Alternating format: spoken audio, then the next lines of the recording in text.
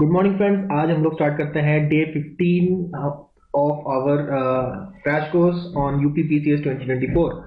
तो पॉलिटिक्स हम लोगों ने लास्ट क्लास में पढ़ा था। इस क्लास में हम लोग स्टार्ट करते हैं हमारा सबसे इंपॉर्टेंट, सबसे डिफिकल्ट, थोड़ा सा डिफिकल्ट लोगों को लगता है ये, दैट इज एंशिएंट इंडिया। ठीक है, लेकिन काफी इंटरेस्टिंग है अगर आप इसको अच्छे से पढ़ें, और मुझे तो काफी इंटरेस्टिंग इंटरेस्टिंग लगता है एंशिएंट इंडिया, तो उसको डिस्कस करेंगे। It is very interesting according to मी।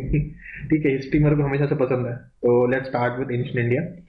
सो देखिए, एंशिएंट इंडिया की पहली कहानी हम लोग को समझते हैं विद टाइमलाइन। टाइमलाइन समझते हैं, थोड़ा आइडिया लगेगा कि कौन कौन से टाइम क्या क्या हुआ था। तो इट तो इट ऑल स्टार्ट विद आपके stone age, copper age, bronze age, ये सारी चीजें बातें देखेंगे। शुरुआत कहाँ से हुई? तो 2 मिलियन साल पहले, 2 मिलियन साल से आपका अबाउट 80,000 ईयर्स अगो की अगर हम बात करते हैं, तो इसको बोलते हैं lower palaeolithic age. Lower palaeolithic, ठीक है। ये आपका 2 मिलियन से 80,000, ये 80,000 से 35,000, ये 35,000 से 12,000, ये तीनों जो आपका फेज है दैट इज पेलियोलिथिक। ये पेलियोलिथिक है। पेलियोलिथिक मतलब क्या हुआ? स्टोन एज, इसको कहते हैं स्टोन एज। अब स्टोन एज है बहुत बड़ा, तो स्टोन एज को 3 पार्ट में तोड़ दिया गया। एक तोड़ दिया गया आपको लोअर पैलियोलिथिक एज, दूसरा आपका है मिडिल मिडिल पैलियोलिथिक एज, और इसके बाद आपका लेटर या अपर अपर पेलियोलिथिक एज। ठीक है, तो ये 3 एज में डिवाइड किया गया। जैसे कि आप यहां से देख सकते हैं, 2 मिलियन से 80,000, फिर 80,000 से 35,000, और 35,000 से 12,000 साल पुरानी बात ये है। तो ये पूरा जो पीरियड, इतना बड़ा पीरियड है, 2 मिलियन ईयर्स अगो से 12,000 ईयर्स अगो तक का पूरा जो आपका स्टोरी है that is palaeolithic age. Stone age क्यों बोलते हैं? क्योंकि भाई स्टोन का इस्तेमाल यहाँ ज्यादा होता था। स्टोन का इस्तेमाल ज्यादा होता था, और क्या क्या होता था हम लोग आगे देखेंगे, अभी इसके डिटेल्स में नहीं जाते हैं। ठीक है, केवल टाइमलाइन समझते हैं अभी। उसके बाद 12,000 से 8,000, तो अब यहाँ पे सिस्टम थोड़ा बदलता है। स्टोन की जगह ये लोग अब भी स्टोन ही यूज करेंगे। देखिए, ये है mesolithic. Mesolithic mesolithic age. Mesolithic age में है तो लिथिक एज ना। पेलियो का मतलब होता है पुराना, लिथिक का मतलब होता है स्टोन, तो मीजोलिथिक है। ये पेलियो जैसा पुराना नहीं है, लेकिन इंटरमीडिएट है। तो मीजोलिथिक एज में आपके जो स्टोन्स है उनका साइज थोड़ा छोटा हो जाता है। ठीक है, माइक्रोलिथ्स का इस्तेमाल करना चालू करते हैं, और कई सारी चीजें और स्टार्ट करते हैं, वो भी हम लोग आगे देखेंगे। 8,000 से लेके 6,000 ईयर्स अगो की जो स्टोरी है दैट इज नियोलिथिक। नियोलिथिक, ये बड़े पत्थर, ये छोटे पत्थर, और ये पॉलिश, चमकदार, एकदम शाइनी, बढ़िया, अब देखने में बहुत ही ज्यादा अट्रैक्टिव पत्थर का इस्तेमाल जब करते थे, ये था neolithic period. That was 8,000 to 6,000 years ago. अब 6,000 ईयर से लेके 2.5 यानी कि 2500, तो आप बीसी मान लीजिए। ठीक है, 6,000 से 2500 बीसी, इस दौरान की कहानी जो है, इसको बोलते हैं chalcolithic age. Chalcolithic age, chalcolithic age. ठीक है, कैलकोलिथिक एज में हम लोगों ने देखा कॉपर की बात करते हैं। ये लोग कॉपर का यूज चालू करते हैं। पहला मेटल जो यूज हुआ दैट वाज कॉपर। कॉपर से ही ब्रोंज एज भी बोल देते हैं, क्योंकि कॉपर का ही अलॉय ब्रोंज है। तो कॉपर और ब्रोंज का इस्तेमाल इन्होंने ज्यादा करना शुरू किए। तो न्यूलिथिक हो गया। न्यूलिथिक के बाद हमारा कैलकोलिथिक एज भी हो गया। नेक्स्ट आते हैं हम लोग 2500 से 1750 BC, that is Harappan. Harappan civilisation ये स्टार्ट होता है। This is the Harappan civilisation. तो हड़प्पन सिविलाइजेशन 1750। हड़प्पन सिविलाइजेशन के बाद अगला जो होता है that is Rigvedic era. Rigvedic era, ये आपका वैदिक एरा है। इस समय ऋग्वेद लिखा गया था 1500 से लेके 1000 बीसी तक, और बाकी सारे वेद अदर देन ऋग्वेद आपके लेटर वैदिक पीरियड कहते हैं इसे। Later Vedic period that is 100 to 600 BC. ठीक है, 600 बीसी से लेके 400 जो बीसी है that is called as early history period. Early history period मतलब जितने भी डायनेस्टी देखते हैं, राजा महाराजा और मोनार्की वगैरह, ये सारा जो यहां से स्टार्ट होता है, आर्मीज आर्मीज की लड़ाइयां, ये सब आपका ये हिस्टोरिक पीरियड है। ठीक है, तो ये सारे पीरियड हम लोग देखते हैं। ये देखो 600 टू 400 को, बीसी को थोड़ा सा और डिटेल में देखते हैं यहाँ पे। भाई एक्चुअली में हुआ क्या था, आप पहले तो सब लोग ऐसे लैंड बनाते थे, लैंड में अपना ही खाना उगाते थे, वही खाते थे, और जो एक्स्ट्रा होता था वो बेच देते थे बार्टर सिस्टम के थ्रू, या बाद में कुछ प्रकार के कॉइन्स भी आ गए, उनका इस्तेमाल किया, ऐसे करके काम चलाते थे। लेकिन उसके बाद शिफ्ट हुआ, गंगा गंगा के पास शिफ्ट हो जाते सब लोग। तो गंगा के पास जमीन काफी उपजाऊ थी, तो वो प्रोड्यूस जरूर ज्यादा कर करती थी। तो जरूरत से ज्यादा प्रोड्यूस करती थी, इसलिए कुछ ही एरिया में केवल कुछ ही लोग कल्टीवेट करते थे और सारा प्रोड्यूस जो है उसका कुछ पार्ट किंग जो राजा था वो ले लेता था, उससे मेंटेन करता था वो आर्मी।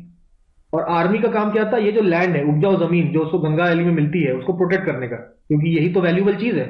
तो उस समय था लैंड का वैल्यू, क्योंकि लैंड से प्रोड्यूस होता था एग्रीकल्चर और आपके खाने का आइटम, इसलिए लैंड की वैल्यू थी और लैंड को प्रोटेक्ट करना था। तो लोग एक दूसरे का लैंड छीनने लगे, तो उसको छीनने के लिए, लैंड प्रोटेक्ट करने के लिए आर्मी का गठन होना स्टार्ट हुआ। तो यही वो हिस्टोरिकल पीरियड है जिसकी हम लोग बात करते हैं। तो कई सारे किंगडम्स बने, और ये जो आपका 500 जो बीसी का जो पीरियड है, that was the region of time of mahajanapadas. Mahajanapada मतलब छोटे छोटे किंगडम्स बने, हर किंगडम को बोलते हैं जनपद, और बड़े बड़े किंगडम बने, सारे किंगडम को बना के बड़े बड़े किंगडम बने, दैट इज कॉल्ड महाजनपद। महाजनपदों के बारे में बात करेंगे, 16 महाजनपद की यहाँ पे चर्चा करेंगे हम लोग आगे जाके। तो ये महाजनपद का पीरियड है, ठीक है। इस समय लोग गंगा के आसपास सेटल हो जाते हैं, गंगा के आसपास लोग जाके सेटल होना स्टार्ट कर देते हैं, ठीक है। गंगा के आसपास लोग सेटल होते हैं, उसके बाद रिलीजियस टेक्स्ट कई सारे लिखे गए, जैसे कि उपनिषद, जैनिज्म, बुद्धिज्म, इसी टाइम पे ये सब डेवलप होते हैं, ठीक है। तो ये सारी बातें हम लोग ने देखी। फिर आता है हमारा बड़े एम्पायर्स की बात। सबसे बड़ा एम्पायर जो था वो मगध का था, और मगध में 1544 से 412 बीसी तक रूल करते हैं हरण्यक डायनेस्टी, HARYANK। हरण्यक डायनेस्टी में के टाइम पे ही आपके बुद्धा, गौतम बुद्ध इसी समकालीन थे। हरण्यक डायनेस्टी जब मगध में रूल करता था, देखिए 16 जनपद थे, 16 जनपद में से सबसे जो स्ट्रॉन्गेस्ट जनपद था वो था मगध। तो मगध के बारे में हम लोग ज्यादा पढ़ेंगे क्योंकि सबसे स्ट्रॉन्गेस्ट था, ठीक है। तो मगध में जिस समय डायनेस्टीज कई सारी रूल की, तो जब हरण्यक डायनेस्टी रूल करती थी उसी समय एक समकालीन थे गौतम बुद्ध, उस समकालीन थे ऑल्सो। एक्चुअली गौतम बुद्ध का अगर जन्म देखे तो 563 बीसी को हुआ था, और आपका जो महावीर जी जैनिज्म के, उनका जन्म हुआ था 540 बीसी में, ठीक है, 540 बीसी में। तो ये हो गया। नेक्स्ट आपका आता है आफ्टर हरण्यक डायनेस्टी, मगध में ही नंदास, ठीक है। नंदास के टाइम पे ही ये देखो 323 को खत्म हुआ था, अबाउट 325 बीसी के आसपास, 327 से 327 बीसी के आसपास अलेक्जेंडर काफी फेमस होता है, और वो सब जगह पे अटैक करने लगता है, ठीक है। तो अलेक्जेंडर का इन्वेजन हुआ था, इंडिया में भी अलेक्जेंडर ने इन्वेड किया था। तो यही वो पीरियड था, उस समय नंदा डायनेस्टी चल रही थी, और नंदा डायनेस्टी खत्म होता है 1323 को। 1303 को खत्म होने के बाद next dynasty was the Mauryan dynasty. इसके बाद मौर्यन डायनेस्टी स्टार्ट हो जाता है। मौर्यन डायनेस्टी आपका 321 से 185 बीसी तक रूल करता है, मौर्यन डायनेस्टी, ठीक है। तो हमने देखा कि नंदों के टाइम पे अटैक हुआ था अलेक्जेंडर का, ठीक है। और चंद्रगुप्त मौर्य का जो शासन स्टार्ट होता है दैट इज 321 बीसी। 321 बीसी में चंद्रगुप्त मौर्य का स्टार्ट होता है। एक्चुअली कई लोग कुछ अलग अलग बुक्स में अलग अलग डेट्स बताते हैं। जैसे जैनों के हिसाब से 313 बीसी में आपके चंद्रगुप्त मौर्य आते हैं, ठीक है। और उनकी लड़ाई होती है सेल्यूकस निकेटर अलेक्जेंडर के जाने के बाद उन्होंने अपने गवर्नर्स को जो जितना पोर्शन इंडिया में जीता था, दो अलेक्जेंडर के गवर्नर थे वो रूल करते थे, मेनली ग्रीक्स रूल करते थे। तो चंद्रगुप्त मौर्य के टाइम जो ग्रीक रूलर हुआ करता था उन एरियाज पे जहां पे अलेक्जेंडर का कब्जा हुआ करता था, उसका नाम था सेल्यूकस निकेटर। 303 बीसी के आसपास चंद्रगुप्त मौर्य की लड़ाई होती है सेल्यूकस निकेटर के साथ, और उसको वो हरा देता है, ठीक है। ये तो नॉर्थ इंडिया की बात थी। इसी समय पे अराउंड 300 बीसी में साउथ इंडिया में वॉज द संगम एज, यानी कि संगम लिटरेचर फेमस था। संगम एक्चुअली एक पोएट्स का और विद्वान लोगों का एक दोनों लोग सब लोग साथ मिलके कुछ लिटरेरी एक मीटिंग टाइप की हुआ करती थी उस समय। तो उसमें बहुत ही सुंदर सुंदर लिटरेचर आपको साउथ इंडिया में देखने को मिलते हैं, जैसे कि चीला पत्तिकारम हो गया, और आपके और भी कई सारे जो संगम एरा के जो बुक्स हैं वो उस समय काफी डेवलप होते हैं लिटरेचर। तो ये वाला लिटरेचर डेवलप होने का समय भी हमारा 300 बीसी के आसपास का था। इस पर ज्यादा अभी डिटेल में नहीं जाएंगे, हमने केवल ऊपर से टच करेंगे। अभी इसको आगे हम लोग अच्छे से पढ़ेंगे, ठीक है। So this is 185 BC. Now 184 BC से 75 बीसी तक का जो समय है, मौर्य डायनेस्टी खत्म होती है 85 में। फिर आपका डायनेस्टी आता है शुंग डायनेस्टी। शुंग डायनेस्टी आपका रूल करता है। तो ये आपका पूरा मगध के जितने भी रूलर्स थे हमने यहां तक 75 बीसी तक देखा, ठीक है।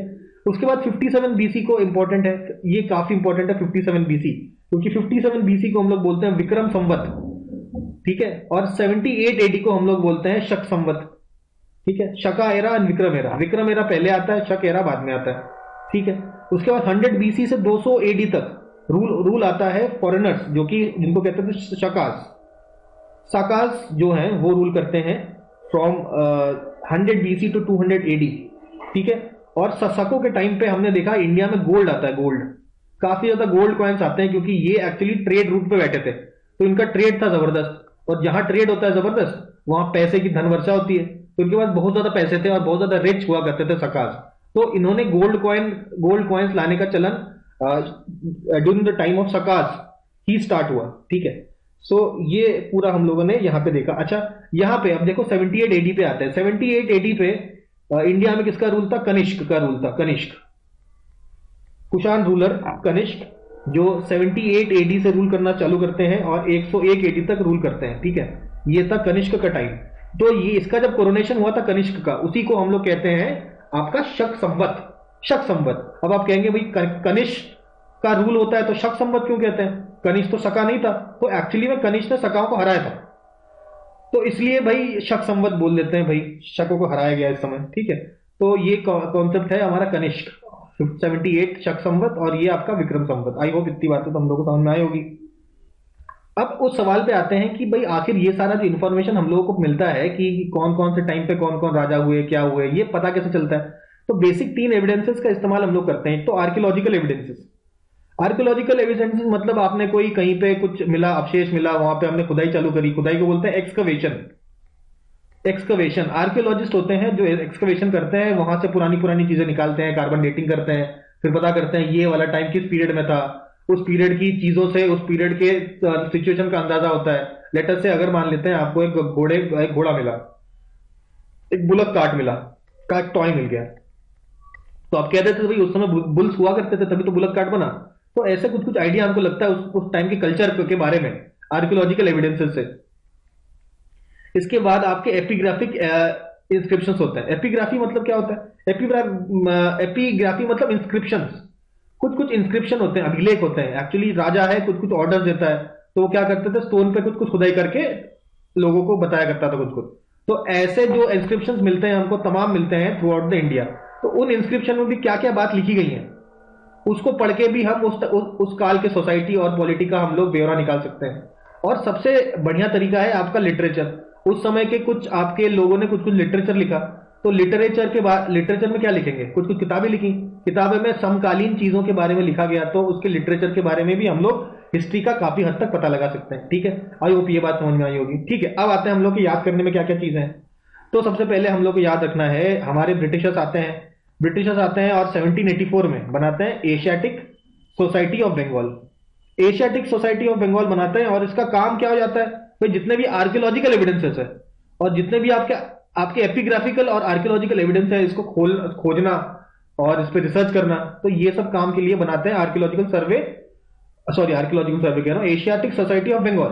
तो ये बेसिकली आर्कियोलॉजी को करने का काम करता था, क्योंकि ब्रिटिशर्स ने यहां पे आके देखा कि खजाना है, मतलब हिस्टोरिकल चीजें इतनी मिली इंडिया में कि इतनी सारी हिस्टोरिकल चीजों का कुछ ना कुछ तो ब्यौरा करना पड़ेगा। उसके लिए ब्रिटिशर्स ने 1874 में एशियाटिक सोसाइटी ऑफ बंगाल बनाया, ठीक है। तो एशियाटिक सोसाइटी में एक फेमस आपके उसके हेड बनते बाद में है 1875 में अलेक्जेंडर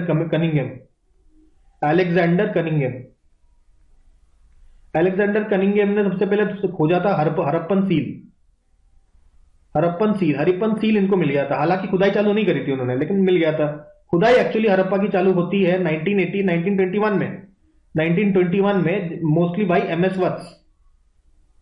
वत्स थे इसमें एक इंपॉर्टेंट योगदान देते हैं, जो एक्सकवेशन चालू करता है, ठीक है, 1921 में। उसको कुछ कुछ लोगों के नाम पता होने चाहिए, जैसे हड़प्पा में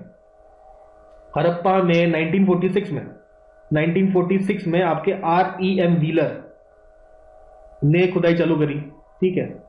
और उसके बाद 1955 में आपके SR राव साहब ने गुजरात में एक जगह लोथाल, वहां आपकी खुदाई चालू की। ठीक है, तो लोथाल में होता है। फिर 1960 में कालीबंगन, कालीबंगन में खुदाई चालू होती है बाई बीबी लाल साहब और बी के थापर साहब। लाल साहब और थापर साहब ढूंढते हैं, कालीबंगन में खुदाई करते हैं। तो ऐसे कुछ कुछ चीजों का एक्सकवेशन चालू होता है। तो कुछ एग्जांपल दिए, अब हम लोग जब आगे पढ़ेंगे तो इसके बारे में और डिटेल जान लेंगे। जैसे कि धौलावीरा, धौलावीरा 1990 में इसकी खुदाई करते हैं आर एस बिस्ट। तो ये सारे डिफरेंट जो लोग हैं, ये लोग खुदाई करते हैं और उनको क्या मिलता है, आर्कियोलॉजिकल एविडेंसेस। अब बात करते हैं एपिग्राफिकल एविडेंसेस के बारे में। तो कहीं ना कहीं आपका एशियाटिक सोसाइटी ऑफ बंगाल ही इसका रिस्पॉन्सिबल था एपिग्राफिक एविडेंसेस का। एपिग्राफिक मतलब इंस्क्रिप्शन। ठीक है, तो कई सारे आपको इंस्क्रिप्शंस मिलते हैं।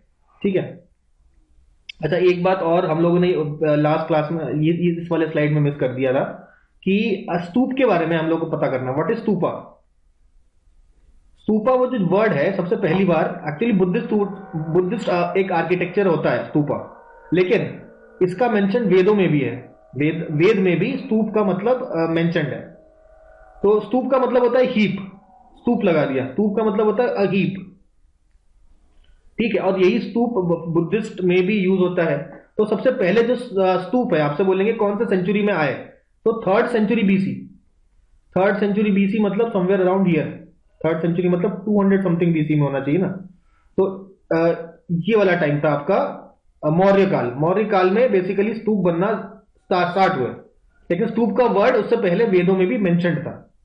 ठीक है, और बुद्धिज्म हमें पता है, ये गौतम बुद्ध आपका 563 बीसी में है, तो छठी सेंचुरी 5th सेंचुरी में आपका बुद्धिज्म फैलता है। लेकिन सेकेंड सेंचुरी में आते आते, मतलब ये शुंगों का टाइम समझ लीजिए, about to second century BC, second century में बीसी में बुद्धिज्म के कहीं और आपके सब पार्ट्स डिवाइड होते चले गए। जैसे कि महायान बुद्धिज्म, आपके वैष्णवन, सॉरी बुद्धिज्म में तो महायान डेवलप होता है, फिर जाके आगे हल चल के शैविज्म और वैष्णविज्म और क्या कहते हैं गॉडेस की पूजा करने करने वाला कॉन्सेप्ट जो हमारा हमारा है कल्चर में, वो स्टार्ट होता है during the third century, sorry second century BC. अब हम लोग बात करते हैं एपिग्राफिकल एविडेंसेस की। तो एपिग्राफी में आपका कॉइन्स वगैरह भी आ जाते हैं, इंस्क्रिप्शंस आ जाती हैं जो हमको मिलती हैं, उनको बोलते हैं एपिग्राफिकल एविडेंसेस। तो एक्चुअली 1810 में एक आपके आर्कियोलॉजिस्ट थे जो थे कॉलिन मैकेंजी। कॉलिन मैकेंजी में इंडिया में करीब 8000 इंस्क्रिप्शन ढूंढे, 8000 इंस्क्रिप्शन। ठीक है, चाहे वो संस्कृत में लिखे गए हों या आपके द्रविडियन लैंग्वेजेस में लिखे गए होंगे।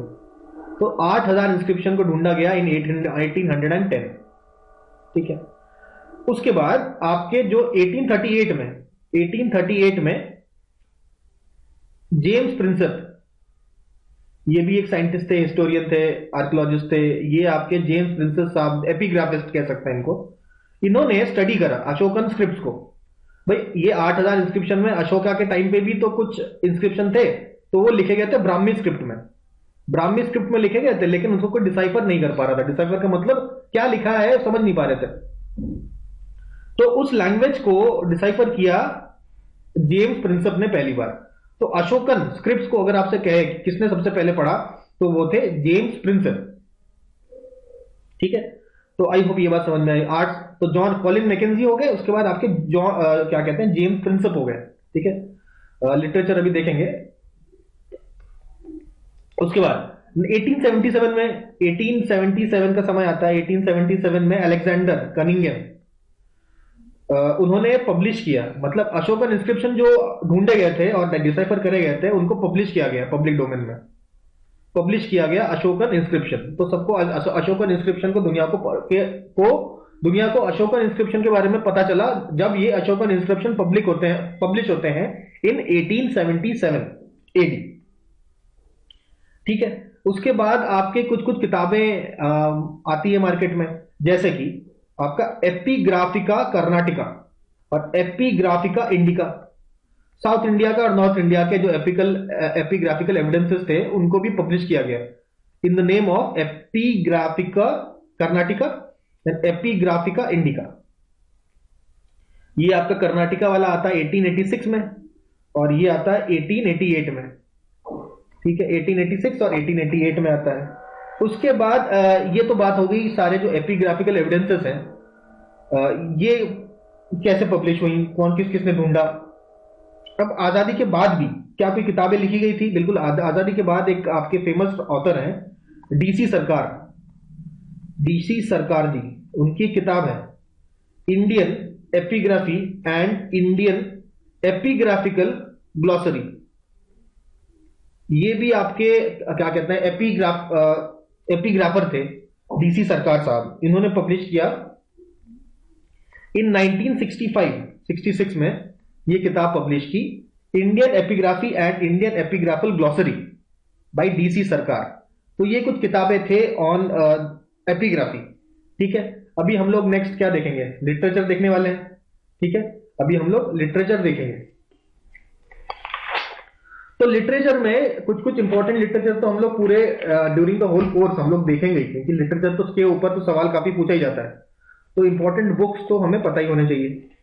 तो लेकिन मोटा मोटा हम लोग एक टाइमलाइन देखेंगे लिटरेचर का क्या हुआ क्या था। तो इसमें इसमें हम लोग देखते हैं, शुरुआत करते हैं हम लोग 500 बीसी से। 500 बीसी ये बीसी वाला पीरियड है। यहाँ पे 400 बीसी, ठीक है। उसके बाद आपका 200 बीसी, फिर यहाँ पे हमने अगला मार्क किया 100 बीसी। 100 बीसी के बाद अब एडी में आ जाते हैं, तो 100 एडी, 100 एडी के बाद 200, फिर आगे जाके 300, 400, 500 और 600। 600 एडी तक का हमने पूरा यहाँ पे सिस्टम लिख दिया। इसको अभी हटा देते हैं, इरेज कर देते हैं। तो यहाँ पे हमने टाइमलाइन पूरा बना लिया। तो देखिए 500 बीसी से लेके 400 बीसी तक क्या बन लिखे जाता है? रामायण एंड महाभारत लिखे जाते हैं। ठीक है, 520 के आसपास संस्कृत का जो आपका ग्रामर की किताब है पाणिनि के द्वारा जो लिखी गई है, जिसका नाम है अष्टाध्यायी। अष्टाध्यायी किसने लिखी है? पाणिनि ने लिखी है अष्टाध्यायी 500 बीसी के आसपास। फिर 500 बीसी से लेके 400 बीसी तक का जो टाइम है, यहाँ पे महाभारत और रामायण लिखा जाता है। उसके बाद 500 बीसी से लेके 200 बीसी का जो टाइम है, उसमें लिखा जाता है धर्मशास्त्र। धर्मशास्त्र इस समय लिखा जाता है। ठीक है, नेक्स्ट आपका 200 बीसी से लेके 200 एडी तक का समय। 200 बीसी से लेके 200 एडी तक का समय, इसमें क्या होता है? 200 बीसी से लेके 200 ईडी तक का समय में हमें पता है संगम लिटरेचर के बारे में। ठीक है, संगम लिटरेचर भी इस समय लिखे जाते हैं। संगम लिटरेचर के साथ साथ आपका मनुस्मृति भी इस समय लिखी जाती है। ठीक है, 100 आपका बीसी, 100 बीसी नहीं, 100 एडी के आसपास, 100 एडी के आसपास आपका लिखा जाता है चरक संहिता। चरक संहिता, आपका सुश्रुत संहिता, ये सारे जो किताब हैं चरक और सुश्रुत संहिता, ये मेडिसिन के ऊपर लिखे गए किताबें हैं। मेडिसिन के ऊपर लिखी गई हैं ये सारी किताबें। तो ये हम लोगों ने देखा। उसके बाद 200 एडी में के आसपास लिखा जाता है पुराण। सारे पुराण लिखे जाते हैं अबाउट 200 एडी के आसपास। ठीक है, then comes 300 AD to 600 AD. ये पूरे टाइम पे लिखे जाते हैं आपके अदर धर्मशास्त्र। मेन धर्मशास्त्र आपके पहले लिखे जा चुके हैं ड्यूरिंग 500 टू 200। 300 टू 600 एडी में आपके लिखे जाते हैं अदर धर्मशास्त्र। ठीक है, 300 एडी में लिखा जाता है नाट्य शास्त्र। नाट्य शास्त्र बाय भरत मुनि। भरत मुनि लिखते हैं नाट्य शास्त्र। तो ये सारी बातें हो गई हैं। और आपका 400 से लेके 500 तक का जो टाइम है, यहाँ आपके जितने भी आर्यभट्ट की किताबें यहाँ फेमस हैं। जैन मुनियों के जो किताबें हैं इस समय के फेमस हैं, और वराहमिहिर की किताबें भी इस समय की फेमस है। तो ये पूरा लिटरेचर का टाइमलाइन है। इसमें और भी हम लोग चीजें ऐड करेंगे आगे जाके। यहाँ पे एक और ऑथर है जिनका नाम वो पूछा है एक बार, दैट इज J.A.D. वैन बुइटेनेन। इन्होंने महाभारत का ट्रांसलेशन किया इंग्लिश में, इंग्लिश ट्रांसलेशन ऑन महाभारत। आया हुआ है क्वेश्चन, तो इसको मैंने ऐड कर लिया, ठीक है। उसके बाद हम लोग तीन चीजें देख ली हम लोगों ने, आर्कियोलॉजी, एपिग्राफी और लिटरेचर, जिससे हमें हमारा जितना एंशिएंट इंडिया या जितना भी हिस्टोरिकल चीजें हैं, कैसे हुई क्या हुई, पता चलती है, ठीक है। तो अब हम लोग लिटरेचर सोर्सेस को थोड़ा प्रॉपरली देखते हैं कि लिटरेचर सोर्स के बारे में क्या क्या चीजें मिली हैं, ठीक है। थोड़ा सा और डिटेल में इस बात को हम लोग समझ देखने की कोशिश करते हैं। देखिए, लिटरेचर सोर्स में जगह अगर हम बात करें तो कुछ रिलीजियस बुक्स हैं, religious books in the sense कि जैनिज्म के ऊपर किताबें हैं और आपके बुद्धिज्म के ऊपर किताबें हैं। उसके बाद कुछ ब्राह्मण बुक्स हैं।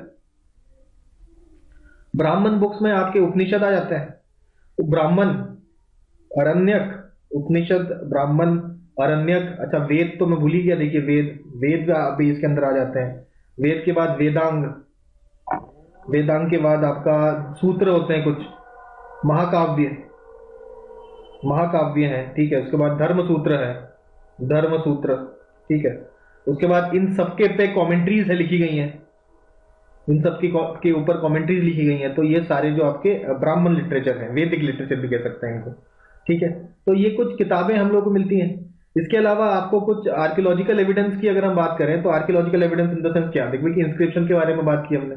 इसके अलावा आपके कॉइन्स मिलते हैं, कॉइन्स के अलावा पॉटरी मिलती है, पॉटरी के अलावा सील्स मिलते हैं, सील्स, स्कल्पचर्स मिलते हैं, मूर्तियां मिलती हैं, पेंटिंग्स मिलती है, और साथ में आर्किटेक्चर तो मिलता ही है, जिंदा जो बड़े बड़े टेम्पल हैं, स्तूप हैं, और भी डिफरेंट प्रकार के जितने भी आर्किटेक्चर्स हैं, वो सारे आर्किटेक्चरल एविडेंस भी हैं। तो ये सब आपका आर्कियोलॉजिकल एविडेंस के अंदर आ जाता है। तो इन सब चीजों से हम लोग हिस्ट्री क्रिएट करते हैं, ठीक है। तो हिस्ट्री का जो प्रिजर्वेशन है, जो भी चीज मिलती है उसको रखा जाता है म्यूजियम में। तो इंडियन म्यूजियम पूछा गया था कब खोला गया, तो 1914 को इंडियन म्यूजियम को ओपन किया गया। कहां पे? कैलकाटा में, ठीक है, कैलकाटा में खोला गया। उसके बाद 1934 की बात करते हैं। 1934 में 1834 में आपके architecture of the Hindus, architecture of the Hindus, ये किताब लिखी राजा राम मोहन रॉय ने, राजा राम मोहन रॉय ने ये किताब लिखी, ठीक है। उसके बाद 1934 के बाद 1835 से लेके 3042 तक आपका आर्कियोलॉजिकल सर्वे होता है, survey of archaeological sites, survey of archaeological sites हमारे किए जाते हैं, ठीक है। उसके बाद 1854 में आपका मद्रास में म्यूजियम खोला जाता है, मद्रास म्यूजियम। 1854 में अलेक्जेंडर कनिंघम जो है, अलेक्जेंडर कनिंघम अपना एक किताब लिखते हैं जिसका नाम होता है Bhilsa topes, Bhilsa topes. Bhilsa topes में ये एक्चुअली में बात बताते हैं सांची स्तूप के बारे में, सांची स्तूप के बारे में ये किताब पब्लिश होती है 1954 में, Bhilsa topes by Alexander Cunningham. Sanchi stupa के बारे में जो एक्सप्लोरेशन है उसके बारे में किताब पब्लिश की जाती है, ठीक है। उसके बाद देखिए सांची स्तूप में कई सारे, सांची स्तूप के बारे में 1954 में तो अलेक्जेंडर कनिंघम की किताब आती है। इसके अलावा कुछ और किताबें भी आपकी इंपॉर्टेंट है, जैसे कि 1914 में आपकी किताब आती है monuments of Sanchi, monuments of Sanchi. ये कौन लिखता है? ये लिखता है आपका उस समय का जो डीजी था जिसका नाम था जॉन मार्शल, जॉन मार्शल, जो कि 1902 से लेके 1928 तक रहता है director general of archaeological survey of India. उसने लिखी monuments of Sanchi bye John Marshall. तो जॉन मार्शल के अलावा अल्फ्रेड फाउचर भी साथ में किताब लिखे, मतलब John Marshall and Alfred Foucher, FOUCHER। तो जॉन मार्शल में और भी कई सारी किताबें लिखी हैं। 1923 में जॉन मार्शल की किताब आती है कंजर्वेशन मैनुअल, 1923 में आती है। तो ये सब किताबों के कारण 1989 में अगर आपसे पूछा जाए कि ये जो सांची स्तूप है, सांची स्तूप को आपको दर्जा मिलता है वर्ल्ड हेरिटेज साइट का, कब? 1989 में, ठीक है, 1989 में दर्जा मिलता है वर्ल्ड हेरिटेज साइट का। भीलसा भीलसा टोप्स लिखा जाता है 1854 में, मॉन्यूमेंट्स ऑफ सांची 1914 में बाई आपका जॉन मार्शल। तो ये सब बातें हम लोग को सांची स्तूप के बारे में आइडिया होना चाहिए। ठीक है, तो ये सारी बातें हो जाती हैं। इसके बाद थोड़ा हिस्ट्री को और आगे बढ़ाते हैं। 1954 को देखा हमने, आपका भीलसा टोप्स पब्लिश होती है। 1978 सॉरी 1878 1878 में आपका राजेंद्र लाल मित्रा ने किताब लिखी, दैट इज बुद्ध गया द हेरिटेज ऑफ शाक्य मुनि। बुद्ध गया द हेरिटेज ऑफ शाक्य मुनि, ये लिखा आपका राजेंद्र लाल मित्रा जी ने लिखा है 1978 में ये किताब। ठीक है, 1878 के बाद 1888 आता है।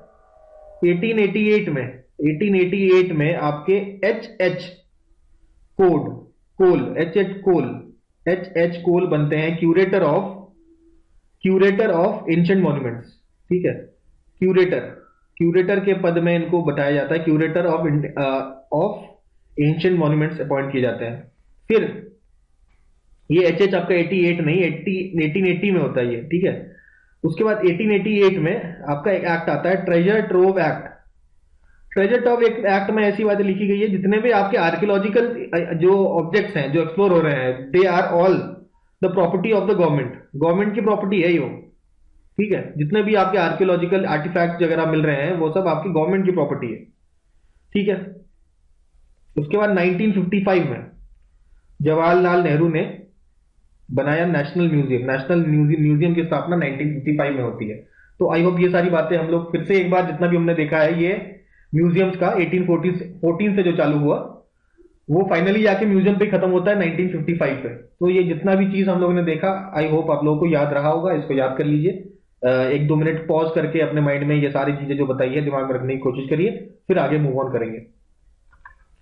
तो अब कुछ फेमस सेइंग्स के बारे में हम लोग बात करते हैं। सम फेमस सेइंग्स, हिस्ट्री के बारे में कुछ मतलब महान लोगों ने कुछ महान बातें करी हैं, जैसे कि अथर्ववेद में पहली बार हिस्ट्री वर्ड, जिसको कहते हैं हम लोग इतिहास का मेंशन आया। कहां पे? इतिहास एक आपका उपवेद है ऑफ अथर्ववेद, उपवेद है अथर्ववेद का, जिसका नाम है इतिहास। ठीक है, कौटिल्य का ऐसा कहना था, कौटिल्य ने ऐसा कहा था, king should spend some time listening to history. हर राजा को हिस्ट्री को सुनने में कुछ समय बिताना चाहिए। ठीक है, क्योंकि हिस्ट्री हमें काफी कुछ सिखाता है। तो ये कौटिल्य की सेइंग है। उसके बाद हिस्टोरियन आपके एक है E.H. कार। तो उन्होंने कहा कि the history is a continuous dialogue between present and past. ठीक है, जो हमारा प्रेजेंट है और जो हमारी पास्ट है उनके बीच में एक कंटिन्यूअस डायलॉग की तरह है, एक वार्तालाप हो रहा है प्रेजेंट और पास्ट के बीच में। इतिहास को हम ऐसे समझ सकते हैं, ऐसा कहा C.H. कार ने। ठीक है, फिर कुछ और आपके हिस्टोरियंस की बात कर लेते हैं, उन्होंने हिस्ट्री को किस तरीके से डिस्क्राइब किया। तो बरी एक हिस्टोरियन थे जिन्होंने कहा कि भाई हिस्ट्री जो है एक प्रकार का साइंस है, हिस्ट्री को आप एक साइंस ही मानिए, history is a science, nothing more nothing less nothing more, ऐसा कहा बरी ने। उसके बाद बेकन कहते हैं कि हिस्ट्री जो है इंसान को इंटेलिजेंट बनाती है। बेकन हिस्टोरियन थे, उन्होंने कहा कि हिस्ट्री जो है इंसान को इंटेलिजेंट बनाती है। जो हिस्ट्री का अध्ययन करने वाला होता है वो थोड़ा इंटेलिजेंट ऑटोमेटिकली हो जाता है। ठीक है, बार्नी ने कहा कि हिस्ट्री तो क्वीन है, क्वीन ऑफ साइंसेस। देखिए यहां पे बरी ने कहा कि हिस्ट्री साइंस है, बार्नी ने यह कह दिया कि साइंस तो है ही है, क्वीन ऑफ साइंस है। ठीक है, बेकन ने कहा कि आपको इंटेलिजेंट बनाती है। ठीक है, अबुल फजल कहते हैं कि history is a hospital. Abul Fazl ने हिस्ट्री को बोल दिया hospital. History is a hospital where person gets medicine for his sorrows and get treatment of sadness. कह रहे हैं एक हॉस्पिटल की तरह है, कोई अगर उदास व्यक्ति आ जाए तो उसकी उदासी दूर हो जाती है हिस्ट्री पढ़ के, ऐसा कहना था अबुल फजल का। कॉलिंगवुड एक और हिस्टोरियन थे जिन्होंने कहा कि we stand on the threshold of an era in which history will be as important to the world as natural science has been between 1600 to 1900। ऐसा कहा गया कि भाई हिस्ट्री भी आपका साइंस की जितना इंपॉर्टेंट हो जाएगा, हिस्ट्री भी साइंस के जितना इंपॉर्टेंट हो जाएगा। ठीक है, ऐसा कॉलिंगवुड ने कहा। तो ये सब तारीफ करी हिस्ट्री की। ठीक है, अब बात करते हैं सेंसरशिप की। कौन कौन है जिन्होंने आपके हिस्ट्री पर पाबंद लगाया कि भैया हिस्ट्री नहीं पढ़ी जाएगी, नहीं लिखी जाएगी। तो उसमें सबसे पहले है फर्स्ट रोमन एम्परर जो है, जिनका नाम था अगस्टस। अगस्टस सबसे पहले रोमन एम्परर थे जिन्होंने जिन्होंने फिर हिस्ट्री पर बैन लगा दिया था। इसके अलावा औरंगजेब, औरंगजेब ने भी हिस्ट्री पढ़ने लिखने पर बैन लगा दिया था। तो ये कुछ थे जिन्होंने हिस्ट्री पर सेंसरशिप भी की है। अब बात करते हैं नेम ऑफ आवर कंट्री, हमारे देश का नाम क्या है। ठीक है, कॉन्स्टिट्यूशन में क्या लिखा है वो तो पढ़ेंगे ही हम लोग, लेकिन कॉन्स्टिट्यूशन के अलावा अलग अलग किताबों में हम लोगों के जो एरिया को अलग अलग नाम से डिनोट किया गया है। जैसे कि हमारे देश को जम्बू द्वीप भी कहा जाता है, जम्बू द्वीप। ठीक है, इसको इंडिया भी कहा जाता है, इसको लोग हिंदुस्तान भी कहते हैं, हिंदुस्तान भी कहते हैं, इसको इंटू भी कहते हैं, इसको भारत भी कहते हैं। ठीक है, तो ये सारे नाम से हमारे देश को जाना जाता है। तो अब आप कहेंगे पुराणों में क्या लिखा गया है? जो पुराण है उनमें लिखा गया है अजनभा, अजनभा या हेम, HAIM, हेम, हेमवत वर्ष, हेमवत वर्ष, हेमवत वर्ष भी आपको बोला गया है, अजनभा भी बोला गया है। ये बोला गया है आपके पुराणों की बात है, पुराणों की वाणी। ठीक है, पुराणों के अलावा भी कुछ और हम लोग देखते हैं। और इसके अलावा हमारा भारतवर्ष तो पुराणों में मेंशन है, ये भारतवर्ष। ठीक है, पुराणों में उन्होंने कहा है ज्योग्राफी को, अर्थ को, हमारा जो अर्थ है, हमारी कंट्री की बात तो की हमने, अजनबा, हेमवर्ष, भारतवर्ष। ठीक है, अर्थ को कंपेयर किया है एक लोटस से, लोटस, एक लोटस से कंपेयर किया गया हमारे अर्थ को पुराणों में। ठीक है, अच्छा अब थोड़ा ये नाम को और जरा देखते हैं। ठीक है, जो भारतवर्ष नाम है इस पे थोड़ा डिटेलिंग करते हैं हम लोग। ठीक है, भारत नाम क्यों पड़ा, भारत नाम क्यों पड़ा, उसके 3 कारण बताए गए हैं। ठीक है, पहली बात, भारत जो है कहे गए कि भारत वॉज द फर्स्ट चक्रवर्ती सम्राट। चक्रवर्ती सम्राट हमारे सबसे पहले भारत थे, जो चक्रवर्ती सम्राट थे। तो भारत नाम के चक्रवर्ती सम्राट से ही हमारे देश का नाम भारत पड़ता है। ठीक है, और ये चक्रवर्ती सम्राट क्या है? चक्रवर्ती सम्राट का जो डेफिनेशन है वो कौटिल्य ने दिया। कौटिल्य ने चक्रवर्ती सम्राट को डिफाइन किया। चक्रवर्ती सम्राट जो पूरे हमारे इंडिया पे राज करता है, हमारे देश पे राज करने वाला, मतलब एक छत्र राज करने वाला जो सम्राट है, चक्रवर्ती सम्राट है।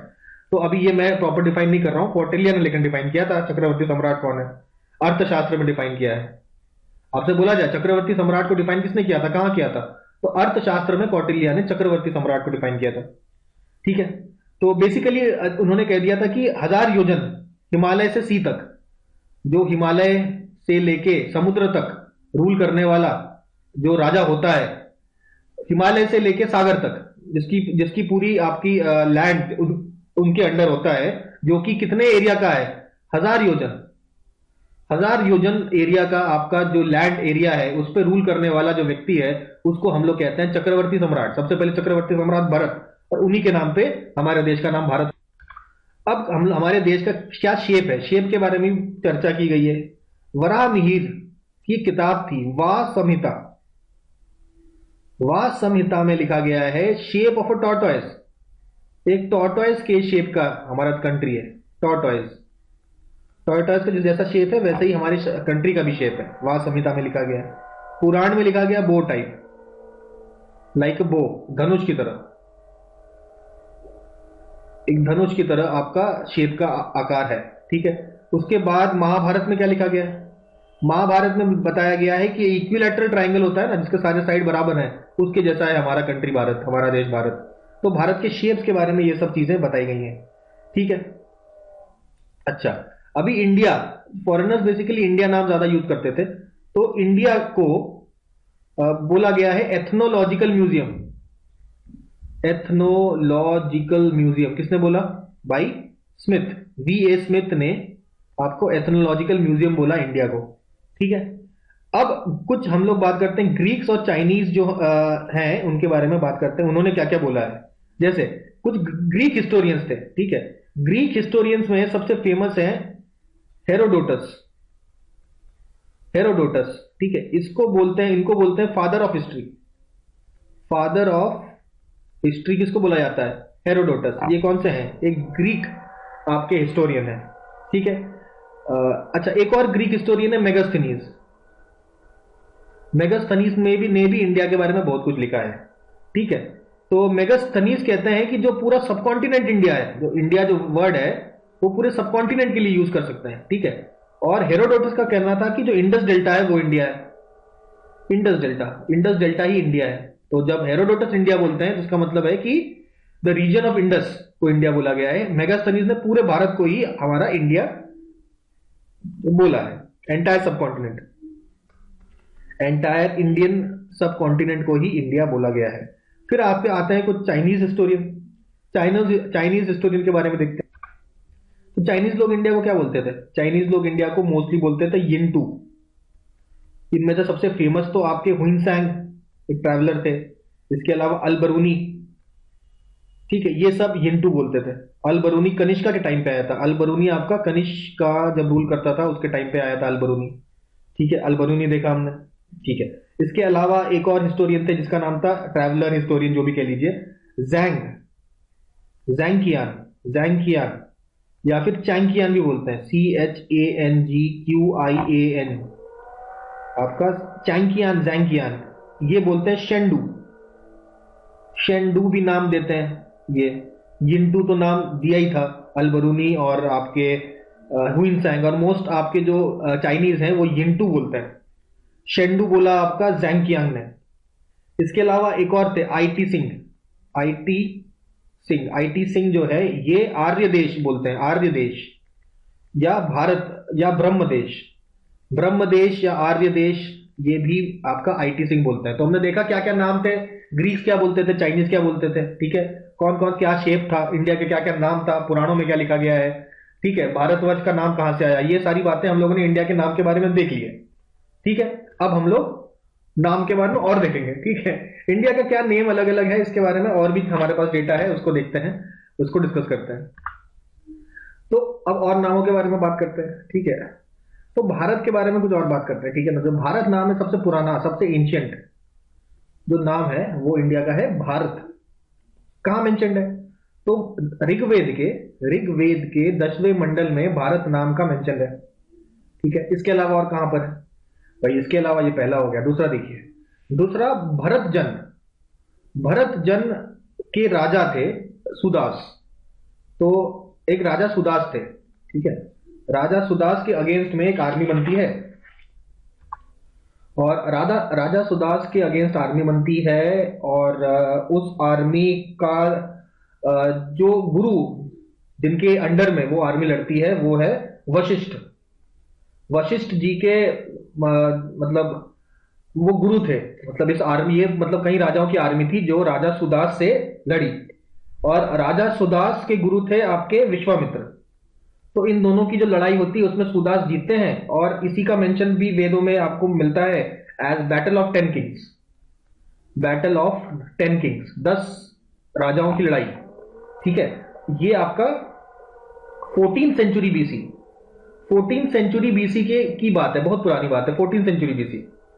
तो 14 सेंचुरी बीसी में ये जो लड़ाई लड़ी गई थी ये आपका रावी नदी के किनारे, रावी का पुराना नाम है पुरुषनी नदी के किनारे ये लड़ाई हुई थी, बैटल ऑफ 10 किंग्स, जिसमें राजा जो सुदास है वो जीत गए थे, ठीक है।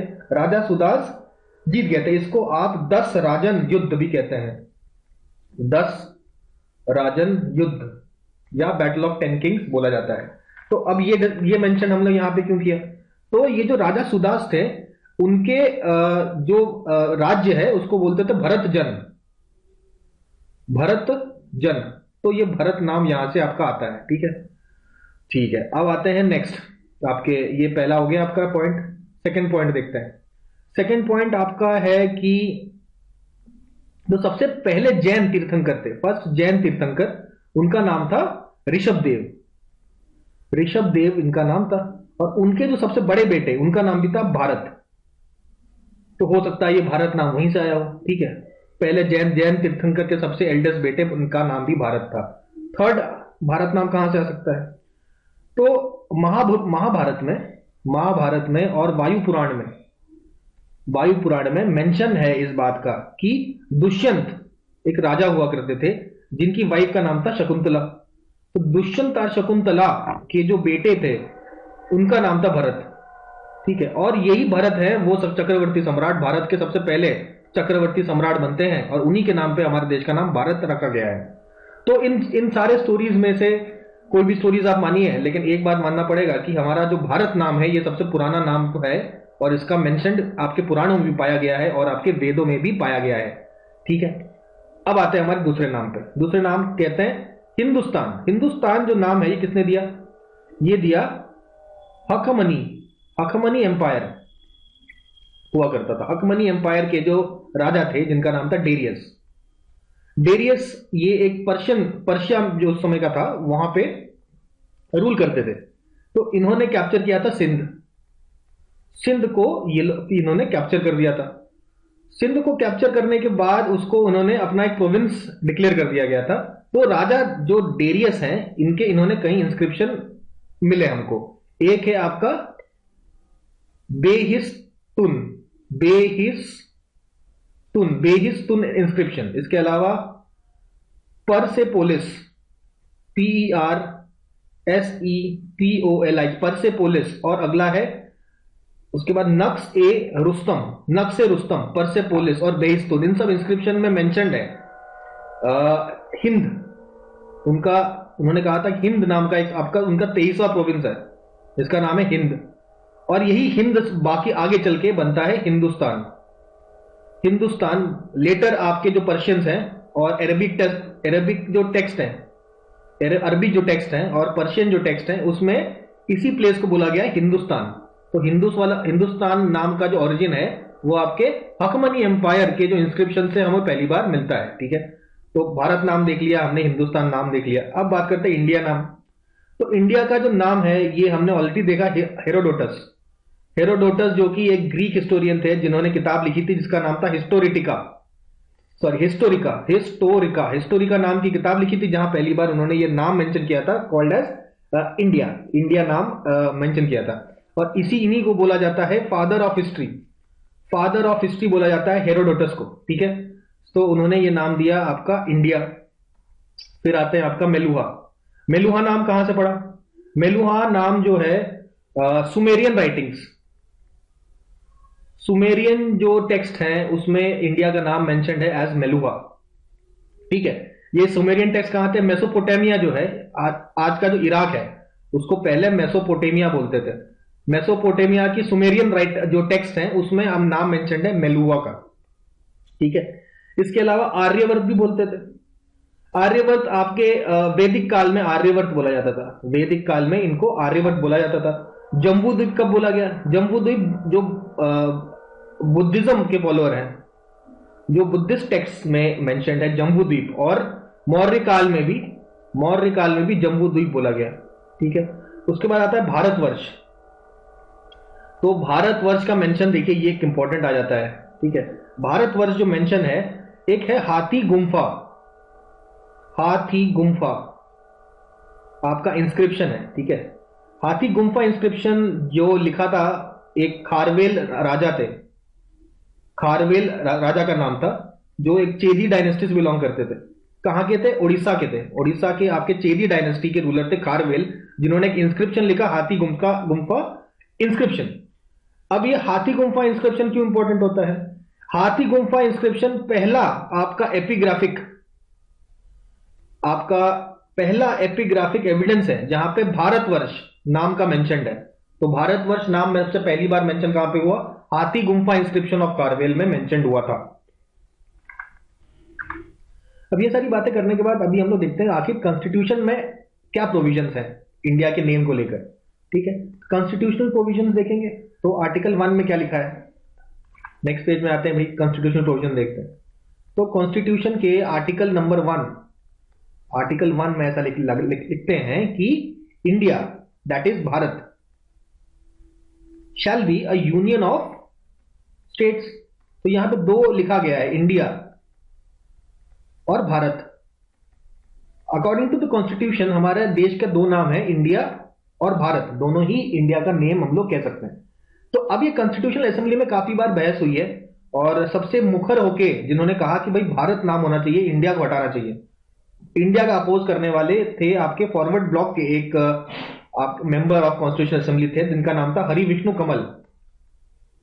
हरि विष्णु कमल साहब ने कहा था कि भाई इंडिया का जो नाम है वो भारत होना चाहिए और इंडिया नाम हटा देना चाहिए। इसके अलावा और भी कई थे, मोहम्मद अली जिन्ना ने कहा था कि भाई भारत नाम रखो या हिंदुस्तान नाम रखना चाहिए, और वो भी इंडिया नाम के अपोज करने वाले थे।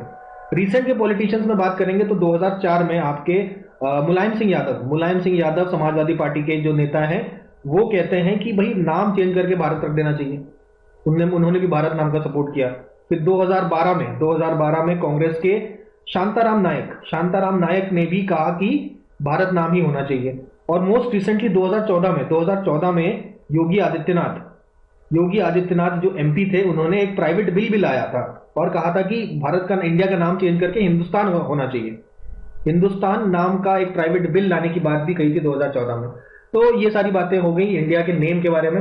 और इंडिया के नेम के बारे में अभी थोड़ा करंट अफेयर्स इंपॉर्टेंट भी है, क्योंकि INDIA अलायंस ऑपोजिशन बनाती है, जिसको लेकर इंडिया के नाम को लेकर एक डिस्कशन चालू होता है।